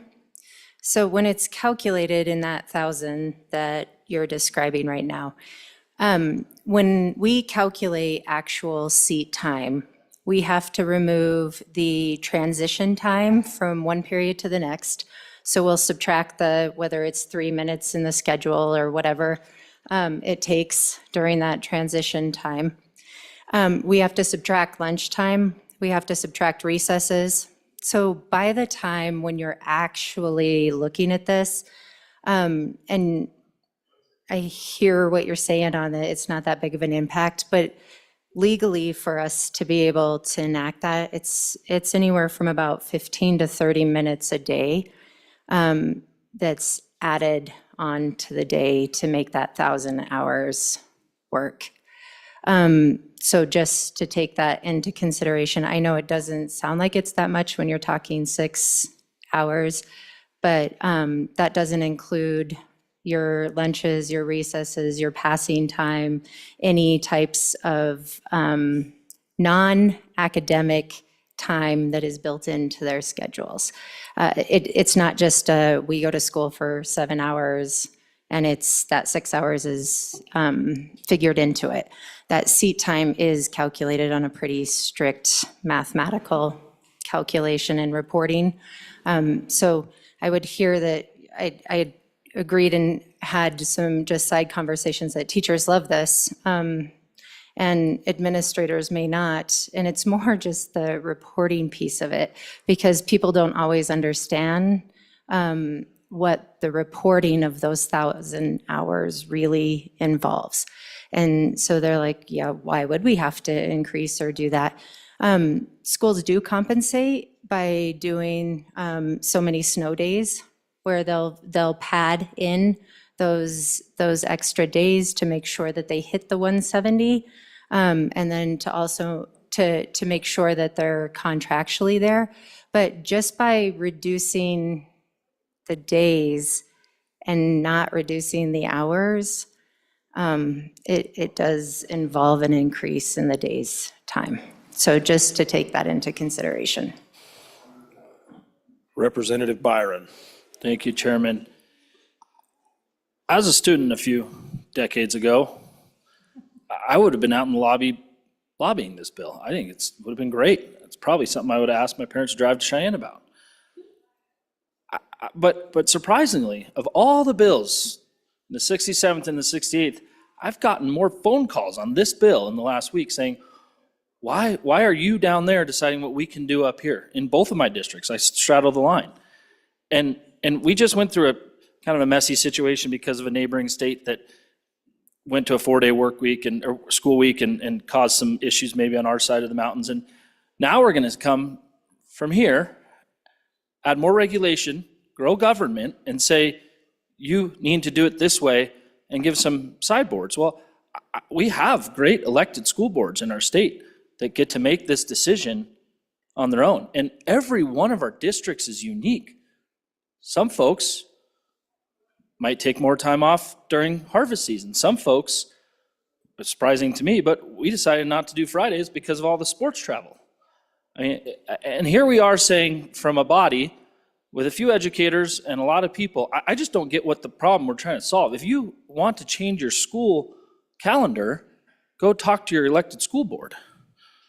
And I don't know where I'm going to land on this. I just looked at this bill and it just makes me scratch my head and try to figure out what we're trying to solve when you can already do this locally. Chairman Andrew? Thank you, Mr. Chairman. I'll try to respond to a couple of these concerns. As for the summer food program, Wyoming has, through the Department of Education, a state-based summer food program that is available and ensures every child's most important need is met. And in addition to the concern about the local control issue, really, I think we need to understand that this bill gives us more local control and not less local control. We are not forcing districts to operate between these days. We are allowing them the flexibility to do it. They can have an alternative schedule if they would like to. Thank you. Representative Chestick. Thank you, Mr. Chairman. I now have two questions for the good bringer of the bill. When I read the statute, the proposed language, it says shall. There's a shall in there that schools shall start after Labor Day and end before Memorial Day. So I question that. I'm not sure that creates more flexibility. My other question is just doing the math. It sounds like we are going to try and compress the same number of hours into fewer days. And I think that's what the bill does. And if that's, I think that I know the answer. That means longer days. I assume it means longer school days. And if so, has the committee considered the effect on how much time after school the students would have to do homework and do what is, we're making those longer school days more work intensive and compressing time for out of school work. Did we consider those issues in advancing this bill? Chairman Andrew?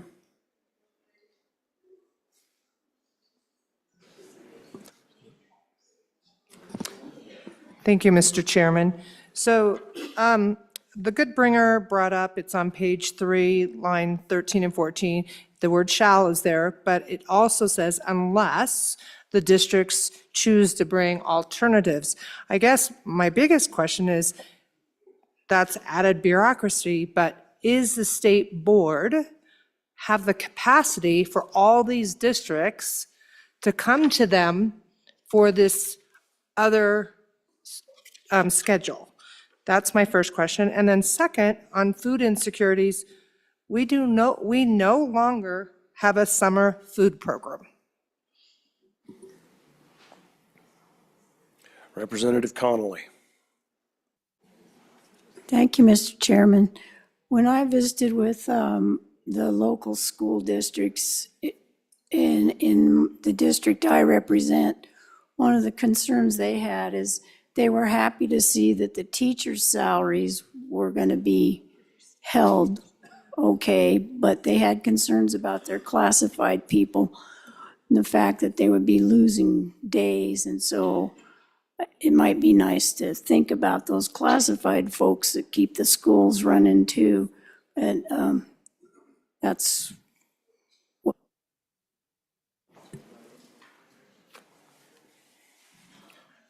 Representative Yin. Mr. Chairman, thank you. So, yeah, maybe we should call this the No Sunshine in Winter Act. But the good presenter of the bill has said that it creates more flexibility. I think saying that you have to have a certain set schedule unless you get it approved by a state board reduces the flexibility for the start and end date. So please help me understand how creating requirements for the start and end date, unless you call it an alternative schedule and submit it to the state board for approval, how does that give extra local control if a state board now has veto authority over a local board's schedule? Representative Erickson. Thank you, Mr. Chairman. I have some concerns against this also. We, in Lincoln 2, we have a 4-5-day hybrid.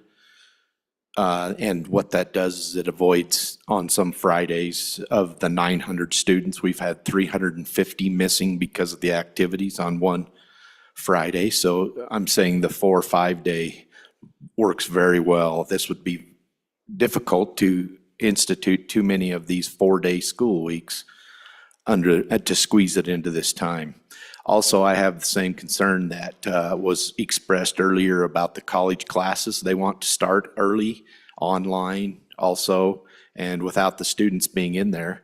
And then one of the biggest things that I have a concern with in starting this, and I know we can apply for an exemption on this, but I am concerned why we would need to if we don't just continue to leave this up to our school boards, who in most situations call special committees that goes completely outside of the superintendent, and he lets the stakeholders all come in and determine the schedule. So I think that's still a great way to do it.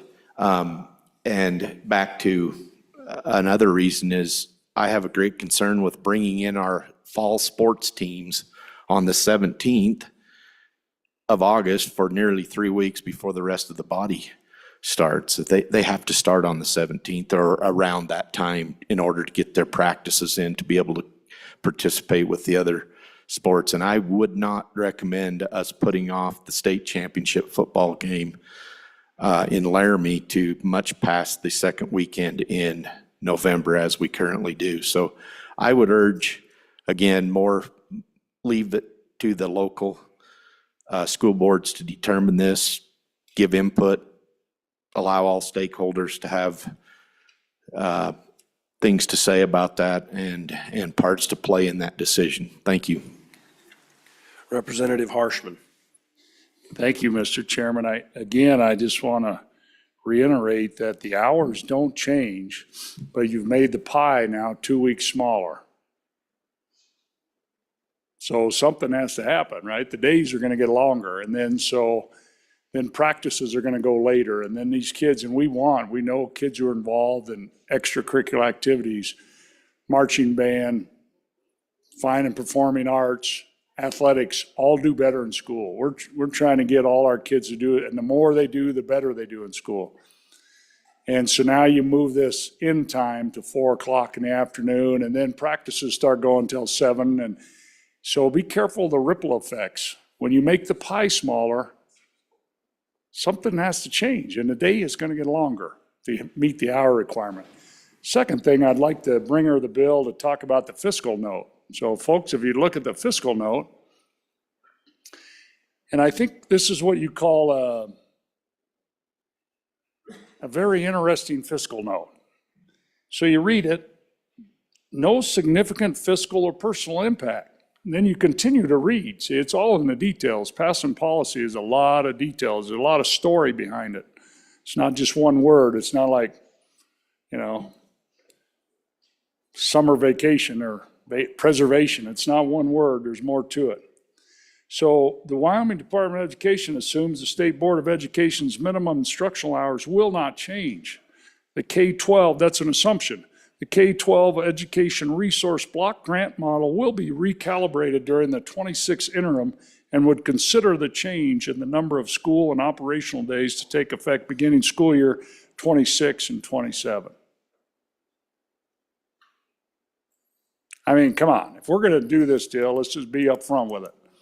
And I've not had one you know, as a teacher for, I don't know, been in my school for 34 years here in Natrona County, I think 38 years teaching, never had one parent bring this to me.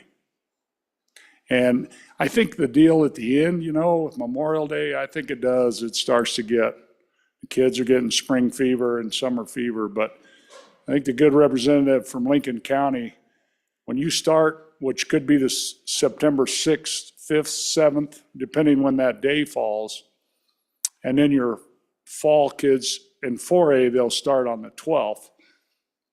Been going at it for a month and I just think, you know, you start discouraging that participation.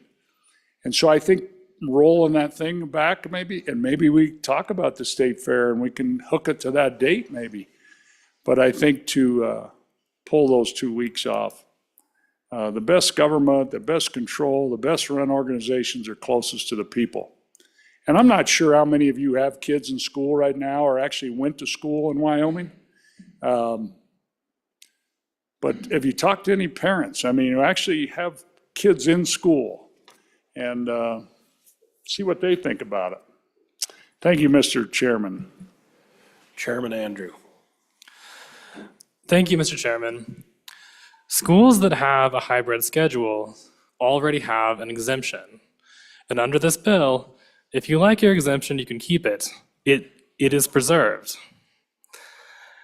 Mr. Chairman, the flexibility comes in when the number of days is reduced to 165, which means that they can work with the board to figure out a schedule that works for them within that number of days. They can keep it at 175 if they want to. They could add to that if they wanted to. Another thing that's important to know is that we pay for the basket of goods, not the number of days. The model is calculated based on the basket of goods. This will not reduce salaries. Representative Davis. Thank you, Mr. Chairman. To the bringer of the bill, has any consideration been done for rural communities? I mean, a lot of times our buses leave the school at 6 a.m. to go out there and start picking up our students and bringing them back in, and then in the evenings, they leave and have to take them students back to their destination. So if we're going to add more time in there, what does that do to that? Representative Angelos. Thank you, Mr. Chairman. I am a mom of students in the district. I also am a product of schooling, of our public education here in Wyoming. And when I went to school decades ago, we were out before Labor Day or before Memorial Day, and we didn't go back until after Labor Day. And I've heard, you know, if we're products of the public education and we did get a good education, I don't see how that hurt. There is nothing wrong with having students who get to benefit from being home. And I understand we have some kids that don't, but that get to be able to be home and enjoy their summer. And so that's why I co-sponsored this bill, because I know when it's, you know, I know teachers that have to go back 2 weeks before the students do. It's the most beautiful part of summer in August. And then my kids are going back to school, and sometimes we're having practice, you know, all these different sports practices, and it's 100 and some degrees outside. So I understand change is hard. I get that. But I am a mom with students in the district. I am a product of our public education. And I think preserving our summer and preserving memories with our family is worth it. On and for the bill. Chairman Washut. Thank you, Mr. Chairman. It's a question for the bringer. I think we heard in a previous bill talk about teaching to an educational standard and that we were a standard-based educational model. And so my question is, why do we retain the 1,000 hours or the hour requirement while we get rid of the days? Because it would seem to me if we were teaching to a standard, that having a minimum number of days and a minimum number of hours is actually counterintuitive to the standard measure. That if you're going to teach to a standard, when the children reach the standard, if it's 10 days before summer vacation, You know, they've already hit the standard. Why are we retaining them because they have to have a certain number of hours? So it just strikes me that maybe the hours should go away as well as the number of days if we're going to be teaching to an academic standard. Chairman Williams. Thank you, Mr. Chairman. So I'm a co-sponsor on this bill, and the lead sponsor of the bill reiterated to me that the teachers and the parents support this bill. And I appreciate the comments from the good rep from the Windy City about, questioning whether or not there's parents here that have their kids in the school district. And I can tell you I'm one of them. I've got a kid in the school district. I wholeheartedly support this bill. I echo the sentiments of the good representative that's a mom as well from coal country. Let's pass this bill. Let's give our kids a good summer break on and for. Representative Kelly. Thank you, Mr. Chairman. Speaking as a former teacher, as someone who's got a wild man in school right now, you met earlier today, I think a lot of us are speaking past the issue here. Maybe somewhere in the bill we need to amend a shall to a may, but this is talking about dictating from the state down to the districts, and we have very good arguments here for and against this, but that's not our job. The purpose of this bill is so the school districts can do that, offer that flexibility that they can go down to 165 days. I came into the committee as a skeptic saying, no, the state's not going to mandate schedules to the districts. Then I went through the bill and saw it's not exactly doing that. Maybe the title doesn't quite fit as well as it should, as we had our representative from Teton County muse. But ultimately, this is a bill for more freedom and flexibility for the districts if they want to have those shorter years. And I remember as a teacher, after Memorial Day, we were all fried. There was no learning going on anyway. As far as the idea of how many hours and days, we didn't hit roughly 175, 180 days across the country until the 1990s. Been much better performance in the 1950s when the days were much shorter during the school year.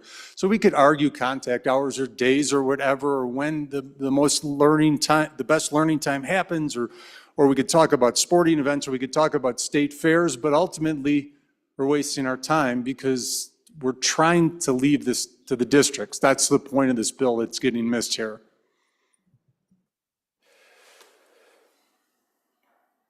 Representative Clouston.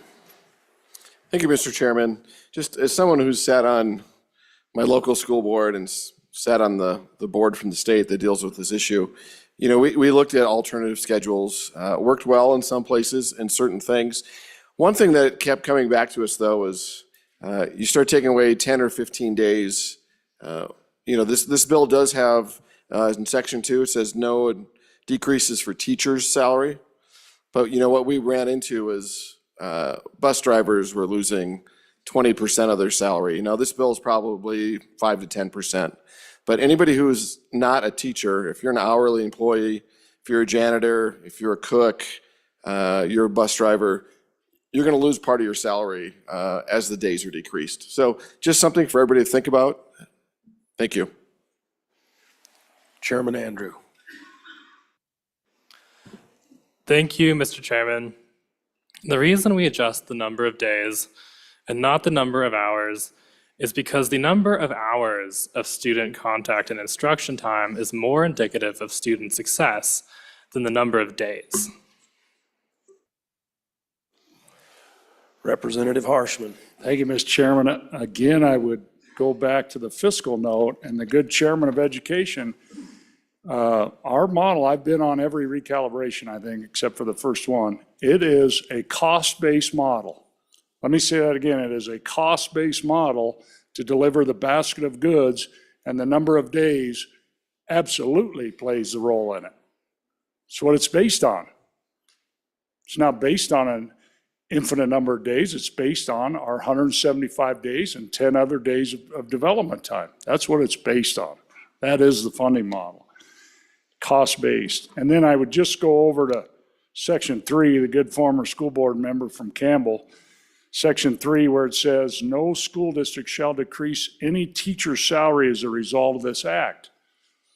Teachers are paid on a daily rate. That's all calculated on a daily rate, folks. Yeah, they won't reduce their daily salary rate. Be careful. I mean, I don't, and again, okay, and I appreciate the two moms who got up, and my 4 kids all are product of Wyoming schools. I'm a product of Wyoming schools. And I've not had one person, one constituent of the 9,000 I represent write me in support of this bill. Not one. So I don't know what problem we're trying to solve. I think this little thing creates problems. And maybe we can soften it a little bit. Maybe if the state fair really is an issue. I've had a lot of kids over the years go to state fair. We work it out. It's an easy deal. It's a great thing. We want them to do that. You got some of these kids I have on our team, they go to the national livestock shows. One of them, they're going to Ireland. They won a contest to go to Ireland to show livestock. And so all that stuff is so good. It gives me goosebumps talking about it. So it's not about any of that. It's about what's the best thing and to keep our kids on top. We're on top of the United States now as the best public education system in the United States of America. What are we doing? I mean, why are we trying to chip away at it? I don't understand. We've worked so hard over the decades and should be so proud of what we're doing and now continue to make it better. And so I appreciate the two moms who got up, have kids in school now. Commend you for that and enjoy it. It's very fleeting. And so anyway, on and against, but again, this daily rate piece, and I would remind the body, it's totally a cost-based model, and the number of days absolutely play into it. Thank you. Representative Campbell.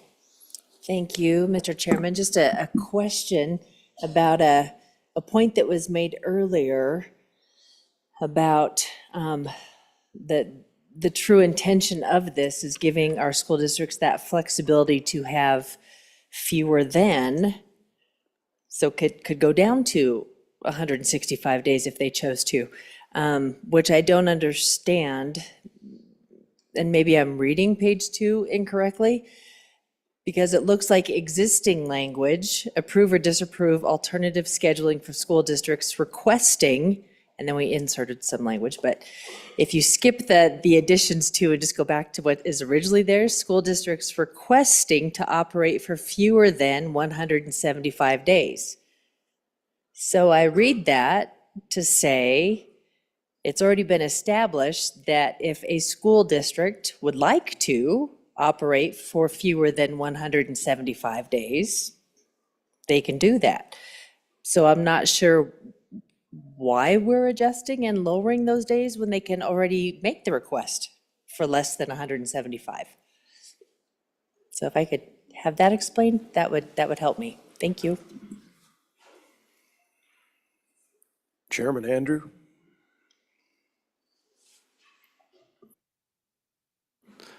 Thank you, Mr. Speaker. Mr. Chairman, I don't think that we should underestimate the value of what our K through 12 students can learn during the summer. I'm sure all of us have learned a lot from a summer job, a summer volunteer project. There's a lot of options. There's a lot more you can learn than from sitting in a classroom. Thank you. Representative Jarvis. Thank you, Chairman. To answer the representative's question about the request for less days, that exists for those school districts that want to do the 4-day week or the 4/5-day hybrid week. And there have been school districts that have chose to do that for the purpose of not wanting to lose instructional time on Fridays for athletics, et cetera. So that does bring up a very good point. I don't know that this bill provides any more flexibility, I think it does the exact opposite, because it's 175 day, or 185 days, that's the requirement right now, but you can apply for an exemption. And that exemption just has to include your schedule and show that you've totally taken into account for those 1,000 hours of instructional time. So I think by reducing this from, or to, in the language that exists now, you're actually forcing districts into only doing it one way and increasing the hours of the day for everybody, whether they want it or not. I'm struggling kind of exactly what the representative brought up. If you can apply for an exemption to do this anyway, well, what purpose does this bill serve?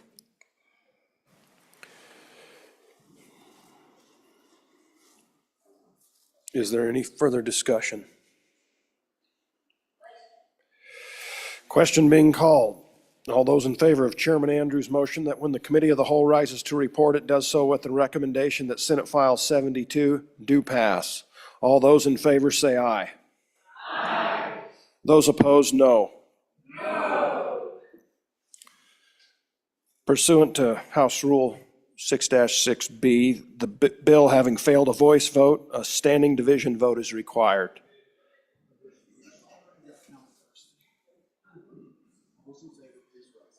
All those in favor, please rise.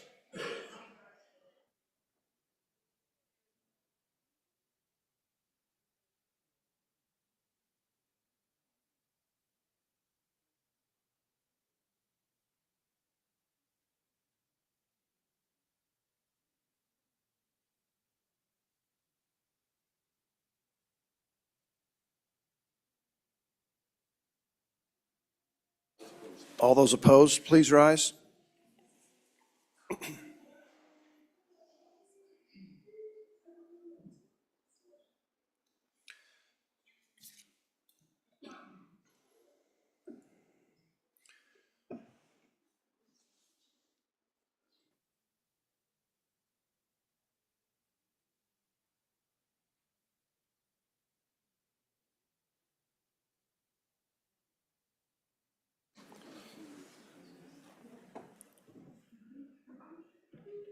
Senate File 72 has passed the Committee of the Whole 29-22. The next bill for our consideration is Senate File 43. The reading clerk will read the bill. Senate File 43, sponsored by Agriculture, Temporary Water Use Agreements Amendments, an act relating to water. Mr. Speaker, your Committee Number 5, Agriculture, State and Public Lands and Water Resources, to whom is referred Senate File 43 engrossed. Temporary Water Use Agreements Amendments, respectfully report, same back to the House with the recommendation that do pass. Ayes, Representatives Banks, Davis, Johnson, Ottman, Provenza, Schmid. Noes, Representatives Eklund, Strzok, Winter. Representative Winter, Chairman. You've heard the reading of the bill. What is your pleasure, Chairman Winter? Thank you, Mr. Chairman. I move that when the Committee of the Whole rises to report, it do so with the recommendation that Bill number 43 do pass. And the good representative from the eastern part of this county will explain the bill. Representative Eklund. Mr. Chairman, I bring to you Senate File 43. And this is temporary water use agreement amendments. We've worked on this bill for about 3 years, and we're hoping to get it across the finish line. It's a useful bill that kind of streamlines present temporary use agreements. If you get into the bill,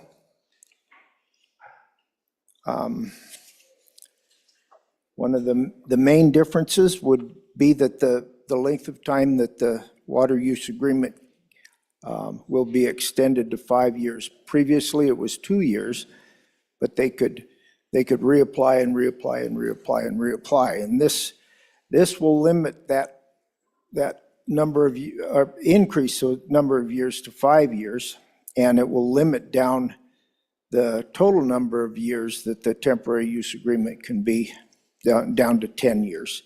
And that would be on the last page.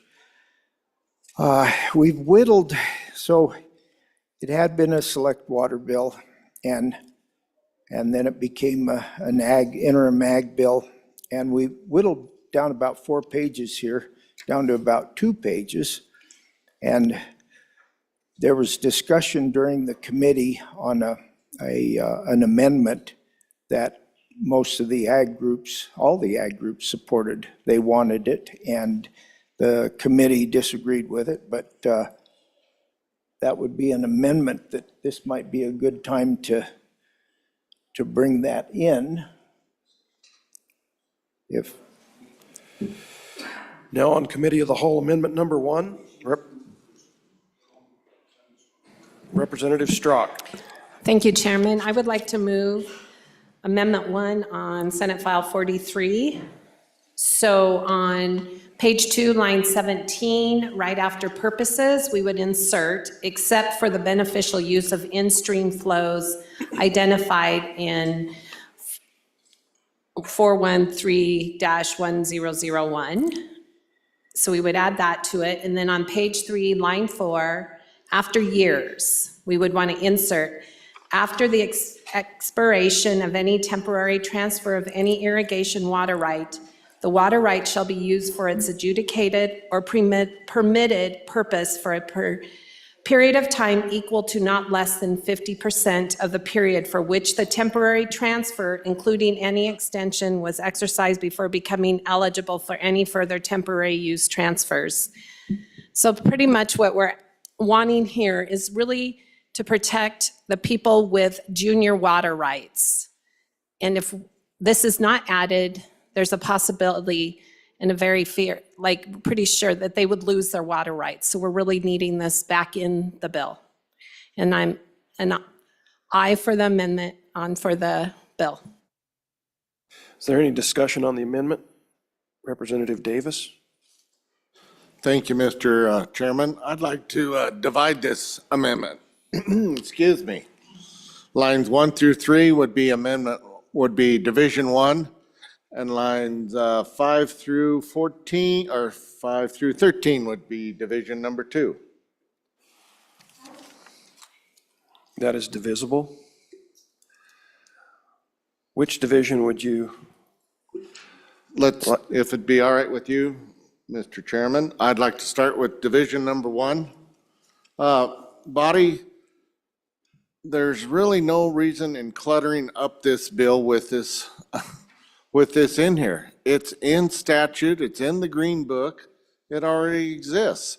The state of Wyoming is the only one that can hold any in-stream flows. I don't see what this is even in this bill for. It has nothing to do with the intent of the bill, which is to issue a temporary water use and put some parameters on how long that could last. So I don't see the purpose of this in there, and I would strongly resist number 1. Any more? Chairman Eklund. Mr. Chairman, I'll tend to agree with that. I think the first part of this isn't necessary because it's in statute. The reason that the ag groups wanted it in so that it would be because it would be clear in this temporary use agreement that those in-stream flows would be identified. I would agree that part of it doesn't have to be in the bill to make these ag groups really comfortable, mainly the irrigators comfortable. The second part is much more crucial to the bill. And is there any more discussion on division number 1? Seeing none, are you ready for the question? My apologies. Representative Davis. Thank you, Mr. Chairman. In response to that, it's clearly stated that the state engineer looks at this permit before it's even issued. So I'm sure if there was an issue of in-stream flow, it would have already been identified in this. I mean, it just makes no sense to clutter up this bill with this particular issue. More discussion on division number 1? Representative Banks. Mr. Chairman, thank you. I'm not for, not against the amendment. Just something that I think that needs to be considered is this bill talks about temporary water use. Right now, an in-stream flow is not considered a temporary use. And if we put in-stream flow into a temporary water use part of the statute, I fear there might be some problems down the road when it comes to contested things about, well, if you didn't intend for it to be in there, it wouldn't be in a temporary statute. So policy decision for the body of how we want to go on this one.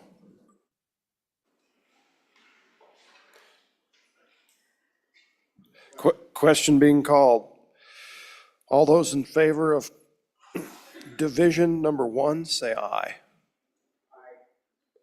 Opposed, no. Division number 1 has failed. We're on division number 2. Mr. Chairman, division number 2. You know, it really doesn't have much need in here. If you read through the bill, it addresses the junior water rights quite good in this bill. That's why we've got it this far so far. The last bill, anyway, this bill is good the way it is, but once again, when you look at division number 2, we're trying to put these sideboards on there, and that water belongs to me as the irrigator. I am the one that has made this contract for the temporary use. Now we're going to tell me that I can't continue down this road up to 10 years, you know, then the water does come back to me. That's the sideboard on there. It can only occur up to 10 years. But I do not believe it is the state's authority, since that water is invested in me and my property, to have this oversight on there. So I just would like to make sure our bill stays clear and precise to the point of what the objective of the bill is. And I think this just clutters it up some more. Representative Strzok. Thank you, Chairman. When we were sitting in there and all the testimony came for quite a few landowners that have these water rights, and they were very much asking for this amendment. There was some fear and that they would lose their water rights with this bill. And so the reason that I was willing to carry this was to give them that extra assurance so that they would have this protection on their water rights. So I would ask for an aye on this amendment. Chairman Eklund. Mr. Chairman, so we're not just talking about the temporary water right in this deal. We're talking about the whole adjudication of the water rights on a drainage. And that's why they wanted this second part in. You know, we quizzed the state engineer on whether or not this would be, and we had our best water attorney there too, and they said it would work fine. They could make this work. And we had the full support of a whole room full of farm groups, irrigators, online, people that supported this idea. In the past, they've been really uncomfortable with this bill as the way it's been written. I think it's refined down to a couple pages, and it has some strong language that should help to protect the rights of the junior water users. They're the main ones that really wanted this amendment. And, you know, if I get a whole room full of irrigators that want something, I'm probably going to give it to them,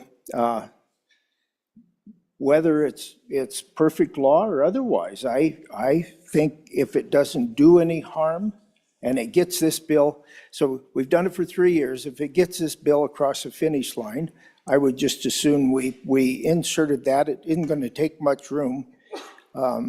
We've reduced the bill down to where this will fit just fine.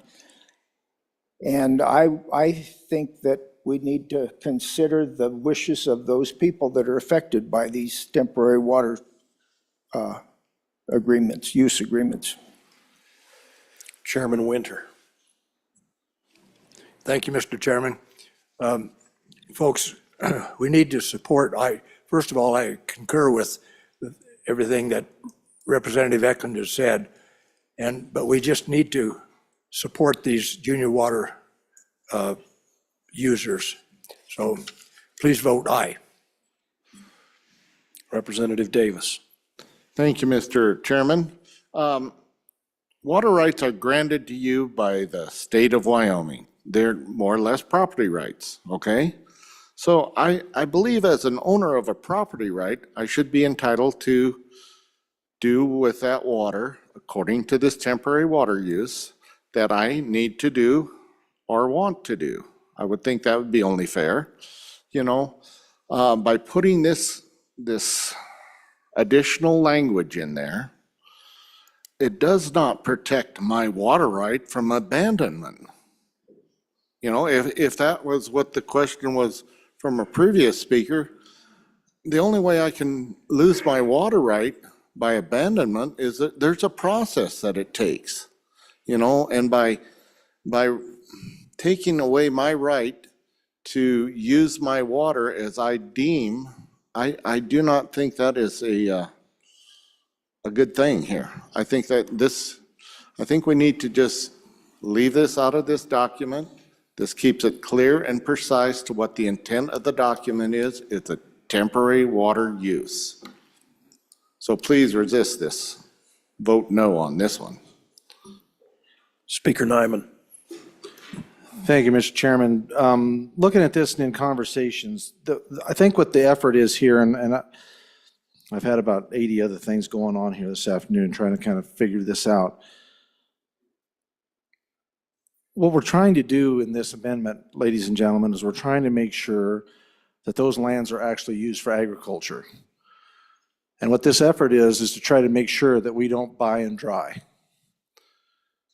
And so if you want to keep your water right and you want to keep it on your land, then you need to use it at some point. At the end of 10 years, it says there is after years, after the expiration of any temporary transfer of any irrigation water right, the water right shall be used for its adjudicated or permitted purpose, which would be, I would imagine, a adjudicated water right would be for agricultural production for a period of time equal to not less than 50% of the period for which the temporary transfer, including any extension, was exercised, therefore becoming eligible for any further temporary use transfers.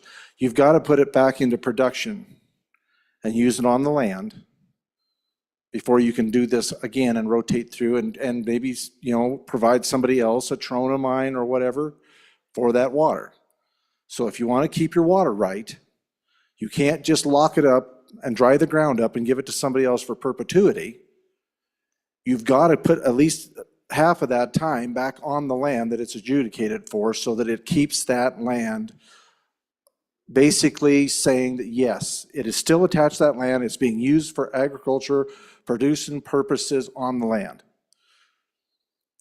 So on and for this amendment, this section, because this division, whatever the number to I've been, like I say, this is important to make sure that we don't buy and completely dry. I understand, and if I'm missing part of this conversation, I want to be able to use my water for whatever I want to be able to use it for. Our interest is to make sure that that land is every so often, at the very least, what it was purposefully adjudicated for initially is maintained, Mr. Chairman. And not just that land never sees water again because the owner could suddenly say that, well, I'm going to do this with it. They're wanting to make sure that the land is continually, over time, every so often, that water right is used for what it was intended for, on and for this division. Representative Davis. Thank you, Mr. Chairman. I believe we've got things kind of confused here. What the last speaker was talking about would be a change of use of that water, okay? We're talking a temporary change of use. If we, after the end of 10 years, then the next step would be, if you do not want that water there, is a permanent change of use. That would be up to you as the landowner, being it's your private property that you're dealing with here.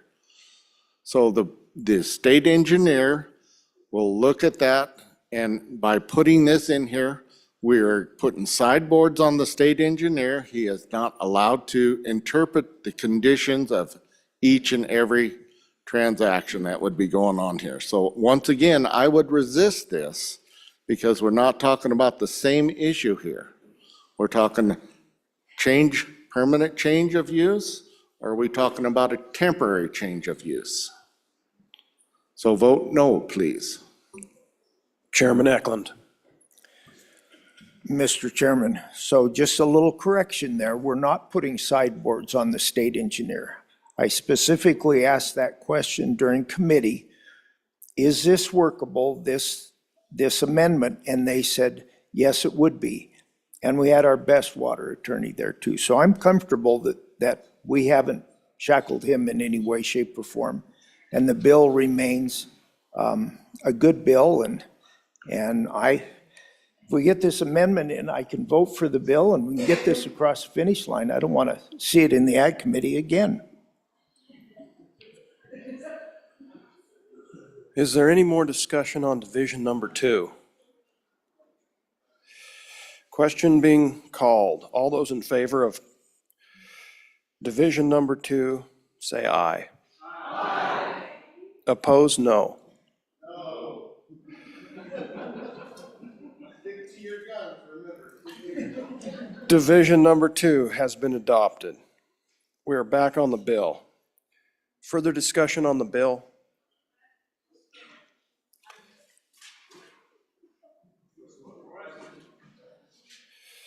Question being called. All those in favor of Chairman Winter's motion that when the Committee of the Whole rises to report, it does so with the recommendation that Senate File 43 do pass. All those in favor say aye. Aye. Those opposed, no.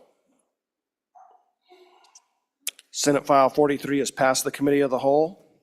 The next bill for our consideration is Senate File 4. The reading clerk will read the bill. Senate File 4 is sponsored by Travel. State Park Peace Officers, definition and scope of authority, an act relating to criminal procedure. Mr. Speaker, your committee number 6, Travel, Recreation, Wildlife, and Cultural Resources, to whom is referred Senate File 4, engrossed. State Park Peace Officers, definition and scope of authority, respect the report, same back to the House with the recommendation that do pass. Ayes, Representatives Byron, Campbell, Connolly, Jarvis, Provenza, Storer, Thayer, Wharf. Excused, Representative Harshman. Representative Byron, Chairman. You've heard the reading of the bill. What is your pleasure, Chairman Byron? I move that when the Committee of the Whole rises to report, it do so with a recommendation that Senate File 4 do pass, and I will explain the bill.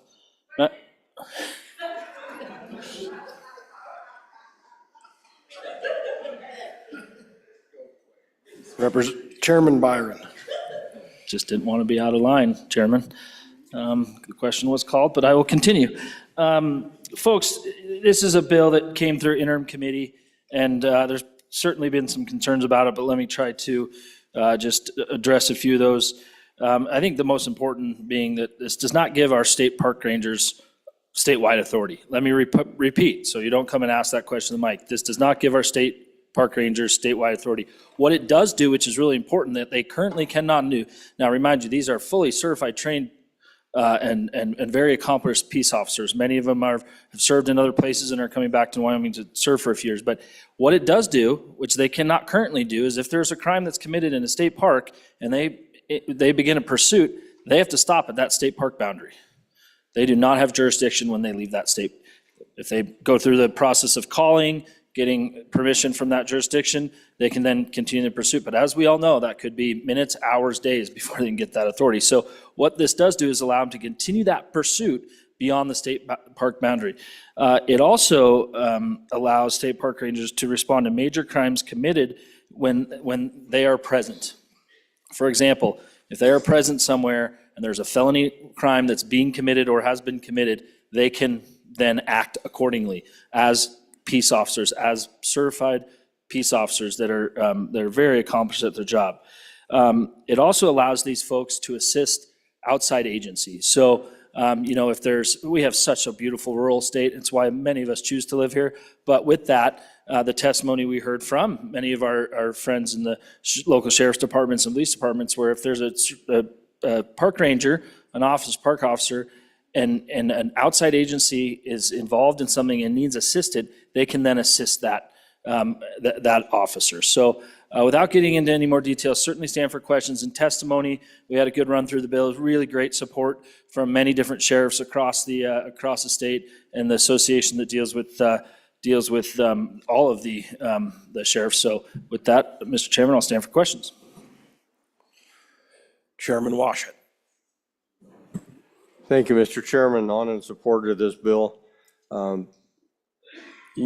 These gentlemen, and they're all gentlemen, I believe, that work as our state park rangers, they're as fully trained as any peace officer in the state. And it just seems to me to make sense. If a state park ranger is driving between one state park and another state park and comes upon a crime of violence in progress, or they stop at a rest area and discover a rape in progress, do we want that ranger to have legal authority to intervene? And I know I absolutely do, and I hope that you do as well. Representative Larson. Thank you, Mr. Chairman. As a former member of the TRW committee, I fully support this bill and encourage you to do so as well. This just provides some support and flexibility for our peace officers in the state, and allows our public to enjoy a safe time in the state parks. Thanks. Question being called. All those in favor of Chairman Byron's motion that when the committee of the whole rises to report, it does so with the recommendation that Senate File 4 do pass. All those in favor say aye. Aye. Those opposed, no. Senate File 4 is passed the committee of the whole. Mr. Majority Floor Leader.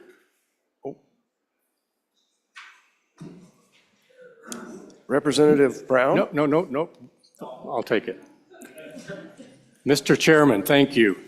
I move that the committee of the whole rise and report.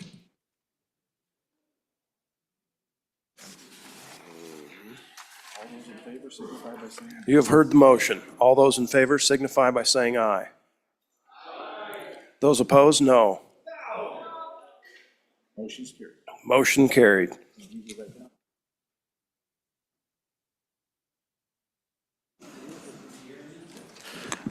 Reading clerk, please. Mr. Speaker, your committee of the whole, having had under consideration bills on general file, begs leave to report as follows.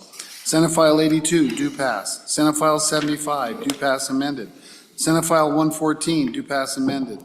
Senate File 143, do pass. Senate File 151, do pass. Senate File 130, do pass. Senate File 61, do pass. Senate File 72, do pass. Senate File 43, do pass amended.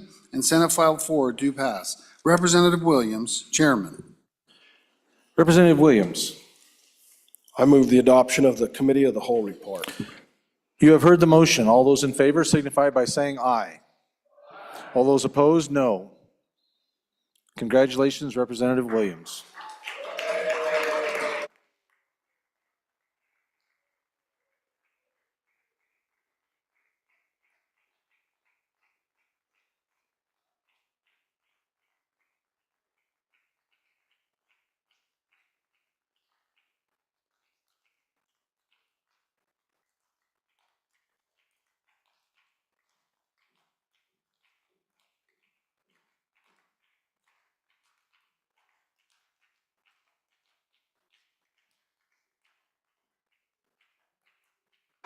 Thank you for the honor. We have a meal and some drinks left up here too, good representative, if that's yours. And the otter has got a new home going to the northern side of the chamber, so. All right, we'll do those here in a moment. Let me get this done.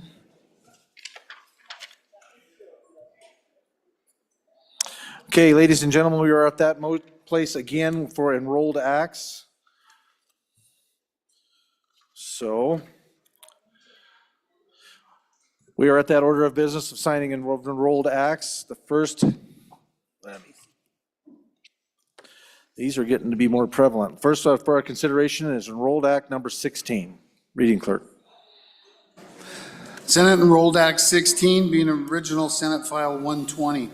An act relating to marketing homemade foods, providing for the sale of producer-raised homemade meat products as specified, providing a delayed effective date pending certification by the governor based on federal action, providing definitions, authorizing rulemaking, and providing for an effective date being enacted by the legislature of the state of Wyoming. I'm about to sign enrolled act number 16, having originally been Senate file number 120. I have so signed. Next enrolled act 17. Senate Enrolled Act 17 being original Senate File 88. An act relating to the Wyoming Wildlife and Natural Resource Funding Act, providing for the funding of large projects under that act, specifying large projects approved for funding in 2025, authorizing distributions from the Wyoming Wildlife and Natural Resource Trust income account for approved large projects, providing for the reversion of funds and providing for an effective date, being enacted by the legislature of the state of Wyoming. I am about to sign enrolled act number 17, originally being Senate file number 88. I have so signed. Next enrolled act 18. Senate Enrolled Act 18 being original Senate File 63. An act relating to state lands, allowing the fencing of state lands and maintenance of fencing as specified, requiring rulemaking and providing for effective dates, be enacted by the legislature of the state of Wyoming. I'm about to sign Senate enrolled act number 18, having originally been Senate file number 63. I have so signed. Next enrolled act 19.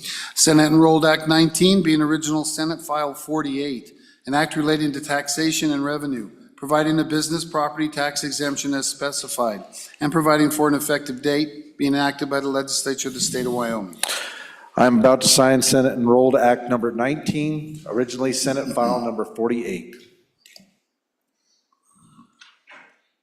I have so signed. Next enrolled and last enrolled act, Senate Act number 20.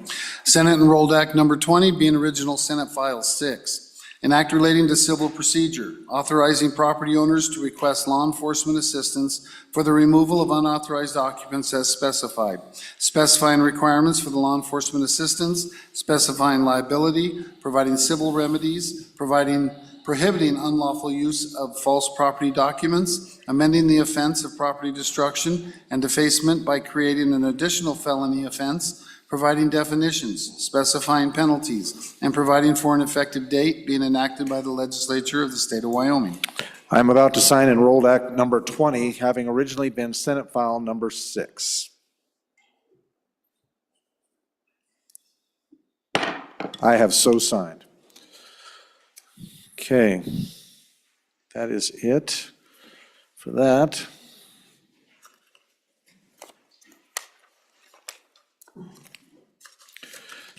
Reports from standing committees, please. Senate File 26, sponsored by Transportation, Protection of Military Equipment, an act relating to crimes and offenses. Mr. Speaker, your committee number 8, Transportation, Highways, and Military Affairs, to whom is referred Senate File 26, Protection of Military Equipment, respectfully report same back to the House with the recommendation do pass with the following amendments. Ayes, Representatives Banks, Brown, Geringer, Larson, McCann, Nicholas, Posey, Tarver, Wiley. Representative Brown, Chairman.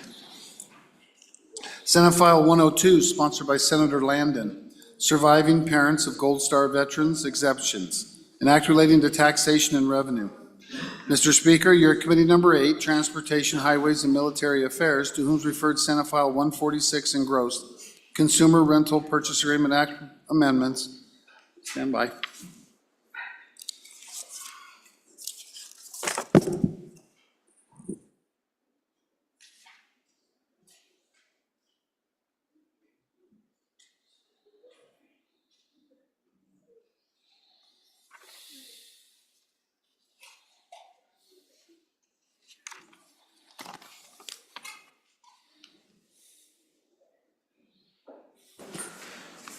To Senate File 145, sponsored by Senator Nethercott, Local Governments, Investment in Equities, an act relating to public funds.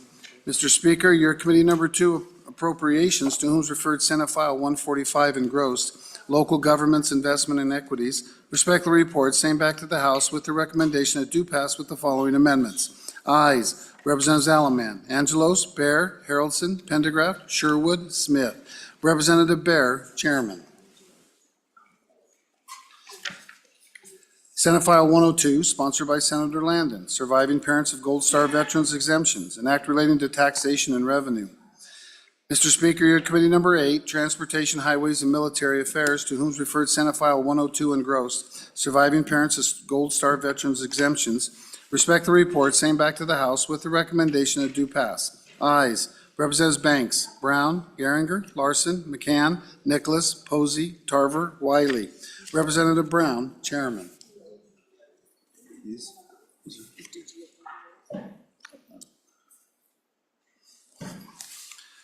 Senate File 146, sponsored by Senator Boner, Consumer Rental Purchase Agreement Acts Amendments, an act relating to trade and commerce.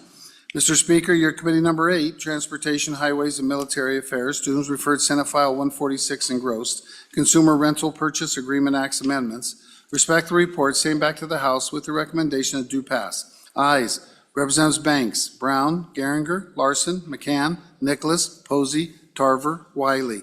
Representative Brown, Chairman. Senate File 147, sponsored by Senator Hutchings, Service Dogs, Training and Crimes, an act relating to the protection of rights of blind and disabled persons. Mr. Speaker, your committee number 5, Agriculture, State and Public Lands and Water Resources, to whom is referred Senate File 147, Service Dogs, Training and Crimes, respect the report, same back to the House with the recommendation that do pass with the following amendments. Ayes, Representatives Banks, Davis, Eklund, Johnson, Ottman, Provenza, Schmid, Strzok. Noes, Representative Winter. Representative Winter, Chairman. Senate File 152, sponsored by Senator Barlow. Wildfire Management Task Force and State Forestry, an act relating to state lands. Mr. Speaker, your committee number 2, Appropriations, to whom is referred Senate File 152 engrossed, Wildfire Management Task Force and State Forester, respect the report, same back to the House with the recommendation to do pass with the following amendments. Ayes, Representatives Alaman, Angelos, Bear, Haroldson, Pendergraft, Sherwood, Smith. Representative Bear, Chairman. Senate File 164, sponsored by Senator Driscoll, Parimutuel Rodeo Definitions, an act relating to the Wyoming Gaming Commission. Mr. Speaker, your committee number 6, Travel, Recreation, Wildlife, and Cultural Resources, to whom is referred Senate File 164, Parimutuel Rodeo Definitions. Respect the report, same back to the House with the recommendation that do pass. Ayes, Representatives Byron, Connolly, Harshman, Jarvis, Storer, Thayer, Wharf. Noes, Representatives Campbell and Provenza. Representative Byron, Chairman. Senate File 181, sponsored by Senator Crago. Eminent Domain, Energy Collection Systems 2, an act relating to eminent domain. Mr. Speaker, your committee number 5, Agriculture, State and Public Lands and Water Resources, to whom is referred Senate File 181 engrossed, Eminent Domain, Energy Collection Systems 2, respect the report, same back to the House with the recommendation that do pass. Ayes, Representatives Banks, Davis, Eklund, Johnson, Ottman, Provenza, Schmid, Strzok, Winter. Representative Winter, Chairman.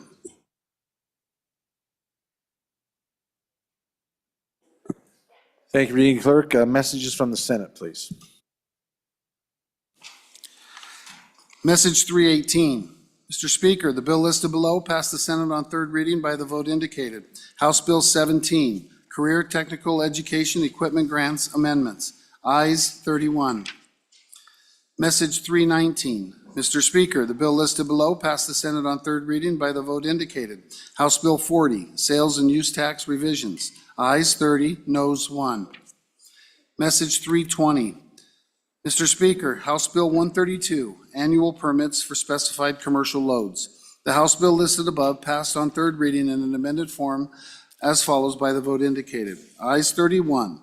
The Senate respectfully asks the House to concur by adopting the listed amendments. Message 321. Mr. Speaker, the bill listed below passed the Senate on third reading by the vote indicated. House Bill 214, Local Government Payments, Electronic Payments. Ayes 31. Message 322. Mr. Speaker, House Joint Resolution 1, amending Wyoming's Act of Admission for Earnings. The House bill listed above passed on third reading in an amended form as follows by the vote indicated. Ayes 31. The Senate respectfully asks the House to concur by adopting the listed amendments. Message 323. Mr. Speaker, the bill listed below failed to pass the Senate's third reading by the vote indicated. House Bill 168, Cultivated Meat Prohibition. Ayes 12, noes 19. Message 324. Mr. Speaker, the Senate did concur on House amendments to the bill listed below by the vote indicated. Senate File 48, Business Property Exemption. Ayes 20, noes 11. Message 325. Mr. Speaker, the Senate did concur on House amendments to the bill listed below by the vote indicated. Senate File 6, Residential Property, Removal of Unlawful Occupant. Ayes 31. Message 326. Mr. Speaker, the Senate did concur on House amendments to the bill listed below by the vote indicated. Senate File 63, State Lands Fencing 2. Ayes 30, conflict 1. Message 327. Mr. Speaker, Senate File 69, Homeowners Property Tax Exemption. The Senate failed to concur on House amendments to the bill listed above by the vote indicated.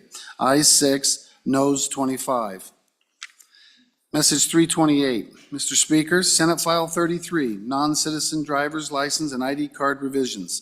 The Senate failed to concur on House amendments to the bill listed above by the vote indicated. Ayes 6, noes 25.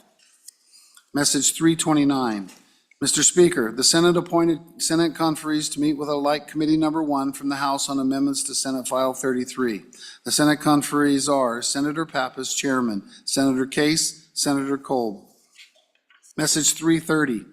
Mr. Speaker, the Senate appointed Senate conferees to meet with a like Committee Number 1 from the House on amendments to Senate File 69. The Senate conferees are Senator Salazar, Chairman, Senator Garou, Senator McEwen. Sincerely, Ellen Thompson, Senate Chief Clerk. Thank you, Reading Clerk. Okay, now we are at that order of business of requests to concur with Senate amendments to House bills. The first message for our consideration will be, if I've got them in order here, will be message number 309. Yes, message 309 regarding House Bill 199. Representative Andrew, Chairman. Thank you, Mr. Speaker. I move message number 309 to House Bill 199 and ask for your non-concurrence. Members, the body across the hall changed 5 distinct things, all of which were debated on our floor. So we should be pretty familiar with them. Well, maybe not the first one. They actually changed the name, and this one's totally fine. They changed it from the Wyoming Freedom Scholarship to the Steamboat Legacy Scholarship. And I think that's a good name, but it made for a very long concurrence report, though. 2, it reinstated the requirement for the student to take a nationally normed exam. 3, it reinstated eligibility for pre-K students. 4, it added flexibility to the education subject requirement so that they have to learn each subject throughout their education tenure and not in every situation. And the thinking of this was, what if there was a 12th grade CTE welding program? Do we need to be if in a school that's geared specifically towards that, or maybe they go part-time there and not full-time, they would need to be learning things like the Wyoming Constitution and other areas of their study, and not necessarily why welding. 5, they changed the funding source from FMRs to general funds with a standard budget request. And this is a lot of changes, so I would like to just have a conversation. A lot of them I think will be acceptable, but I am asking for non-concurrence just so we can have that discussion. Thank you. We are voting on a motion to concur. Oh, that's right, we got a discussion. Any discussion? Question being called. We are voting on the motion to concur with Senate amendments to House Bill 199. A majority of the elected members is required. The chief clerk will please call the roll. Allemand? Andrew? Angelos? Banks? Bear? Brady? Bratton? Brown Gary? Brown Landon? Byron? Campbell Elisa? Campbell Kevin? Chestick? Klauston? Connolly? Davis? Eklund? Erickson? Filer? Geringer? Guggenmoss? Harrelson? Harshman? Heiner? Heft? Jarvis? Johnson? Kelly? Knapp? Larson Lloyd? Larson JT? Lawley? Lean? Locke? Lucas? McCann? Nicholas? Ottman? Pendergraft? Posey? Provenza? Riggins, excused. Rodriguez Williams? Schmid? Sherwood? Singh? Smith? Storer? Strzok? Stivar? Tarver? Thayer? Washut? Wasserberger? Webb? Weber? Worf? Williams? Winter? Wiley? Yin? Mr. Speaker? Are there any changes? Chestick, aye. To no? Lean? Further changes? Closing vote? Vote closed. 14 aye, 41 no, 7 excused. By your vote, you have voted to not concur with Senate amendments to House Bill 199. I will be assigning a committee to go and chat with those folks, chaired by Ocean Andrew, along with members Strzok and Lawley. Okay. Next for our consideration, message number 322. Let's see.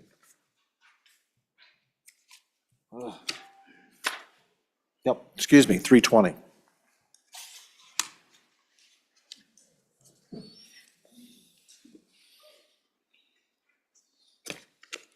It's the first time I've ever not had my reading clerk here. Representative Winter. Let's see, is it?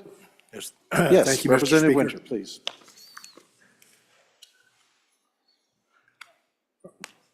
Are we a go? Yep, you're ready to go. Representative Winter, please. The Ag Committee, number 5, has agreed to concur with message number 320. Any discussion? No discussion? Yep. Representative Brown. Just a point of order, Mr. Speaker. We need to move for concurrence. Oh, he did move. Thank you. Yep. Move concurrence. There you go, Representative Brown. There you go. Thank you. 320 to House Bill 132. 132. Okay, thank you. Sorry, folks.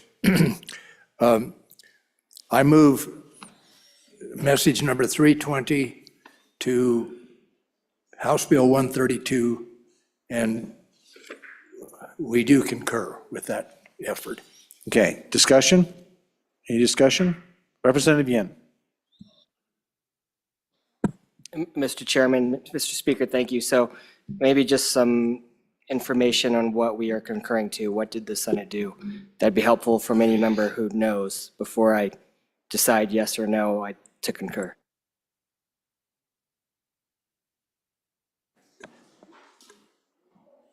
There we go. We got representatives going for microphones here. Representative Smith, please. Thank you, Mr. Speaker. So in essence, this is the commercial wide loads, and it was adding an annual permit. The Senate took from the other, changed the bill. There's a subsection A that dealt with agricultural wide load permits, and it was you can get a day pass for $15, a 90-day pass for $50. And in the House bill, before we sent it over, we added a one-year wide load permit for $200. And the Senate took that entire Section A and deleted it and brought an entire different section to add the 1 year. So everything stays in the Section A. They just created a whole new section to bring forth the 1 year permit. So they added a Y section as opposed to leaving it in the A with the ag. But speaking with the agency, they're okay with the changes. They freaked out just a little bit at the beginning because when they read it on the bill, that said delete all of Section A, and they thought they were getting rid of the 15-day or the 1 day for $15 and the 90-day option. And so it will remain intact. It'll still stay in the statute. And so that was the only change that they made. Thank you, Representative Smith. Any other discussion? Okay. All right. Members, we good? Representative Yen, good? All right, very good. Okay, we are voting on a motion to concur with Senate amendments to House Bill number 132. A majority vote of the elected members is required. Chief Clerk will please call the roll. Elliman. Andrew. Angelos. Banks. Excused. Bear. Brady. Bratton. Brown Gary. Brown Landon. Byron. Campbell Elisa. Campbell Kevin. Chestick. Clouston. Excused. Connolly. Davis. Eklund. Erickson. Filer.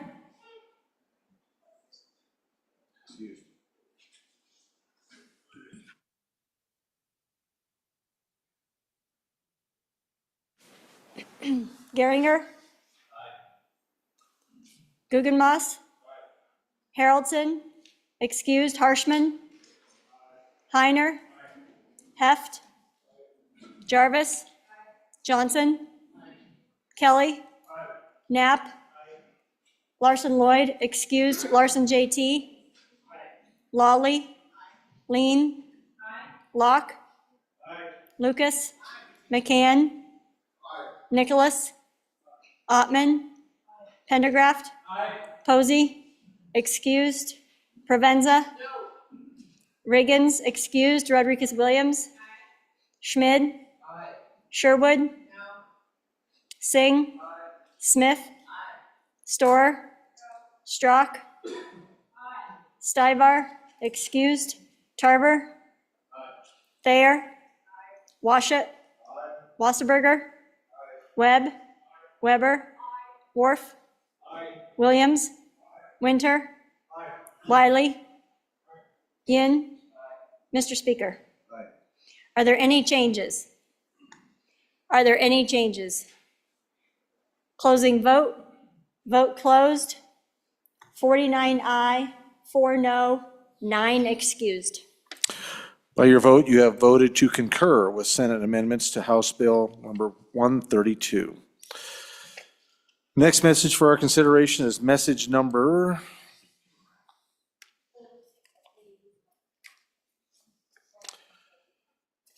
322. Representative Baer, please. Thank you, Mr. Speaker. Mr. Speaker, I move message number 322 and ask for the body's favorable consideration. The Senate made a correction on the House Joint Resolution number 1, which was our request to our federal delegation to change our articles of admission to allow us to invest our school foundation permanent savings in a way that we can get a better rate of return. In the findings, we had stated that there was $4 billion in that account, but the up-to-date number is $5.6 billion in that account. So the Senate, our colleagues down the hall changed that number to the correct number. That's the only change, so I urge an aye vote on concurrence. Any discussion?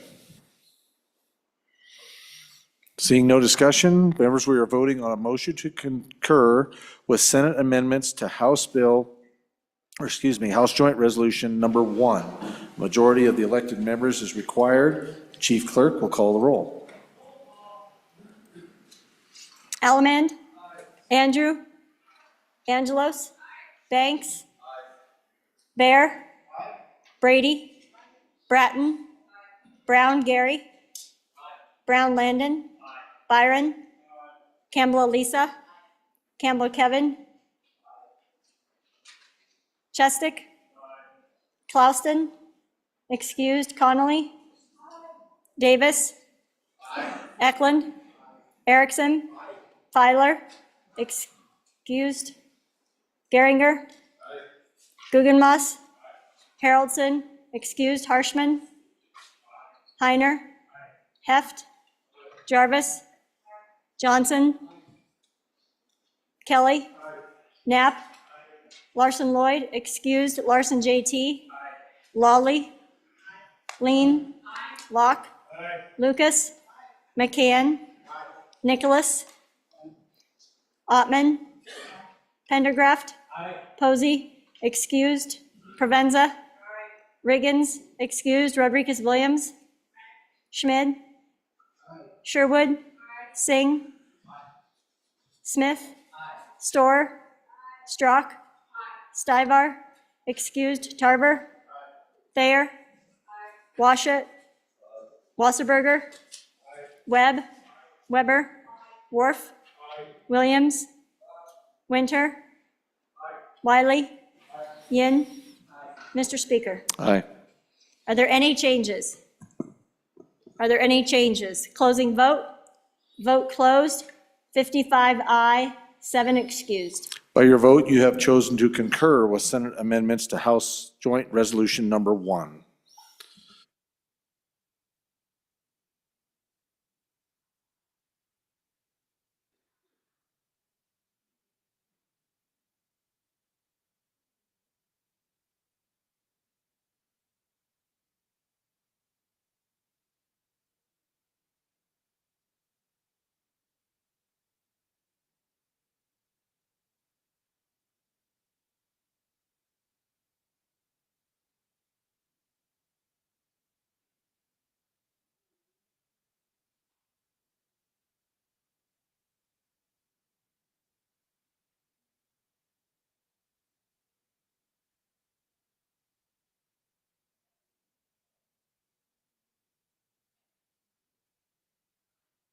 Okay, next step here we're going to take care of is we've got to assign some committees to some conferences that failed to concur in regards to message number 328, non-citizens driver's license and ID card revisions. That committee will be made up of Representatives Yin, Pendergraph, and Filer. Representative Pendergraph will be the chair. Senate file number 33. Yep, Senate file 33 is that one. You need to announce another committee for Senate file 69. That committee will be made up of Representative Tony Locke, Representative's Chair, Chris Knapp, Representative Knapp, and Scott Heiner, Representative Heiner for Senate file 69.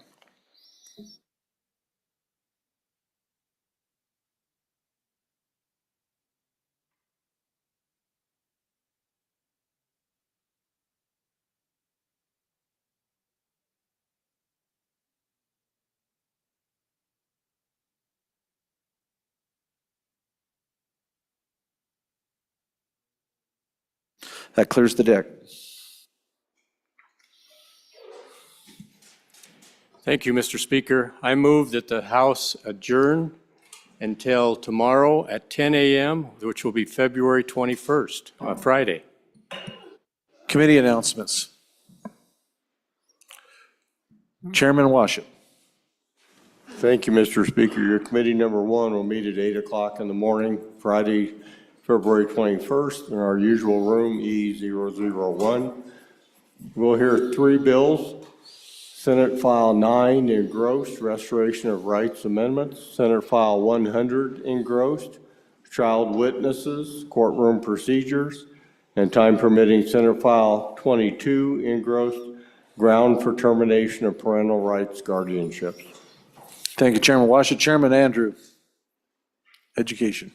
Thank you, Mr. Speaker. Your committee number 4, Education, will meet Friday, February 21st upon noon recess in Capitol Extension Room 3 to hear 3 bills. We will continue working Senate File 126, Education, Block Grant Model Amendments, Senate File 5, School District Vehicles Flashing Lights Authorized, and Senate File 86, Alternative Teaching Certificate. Thank you.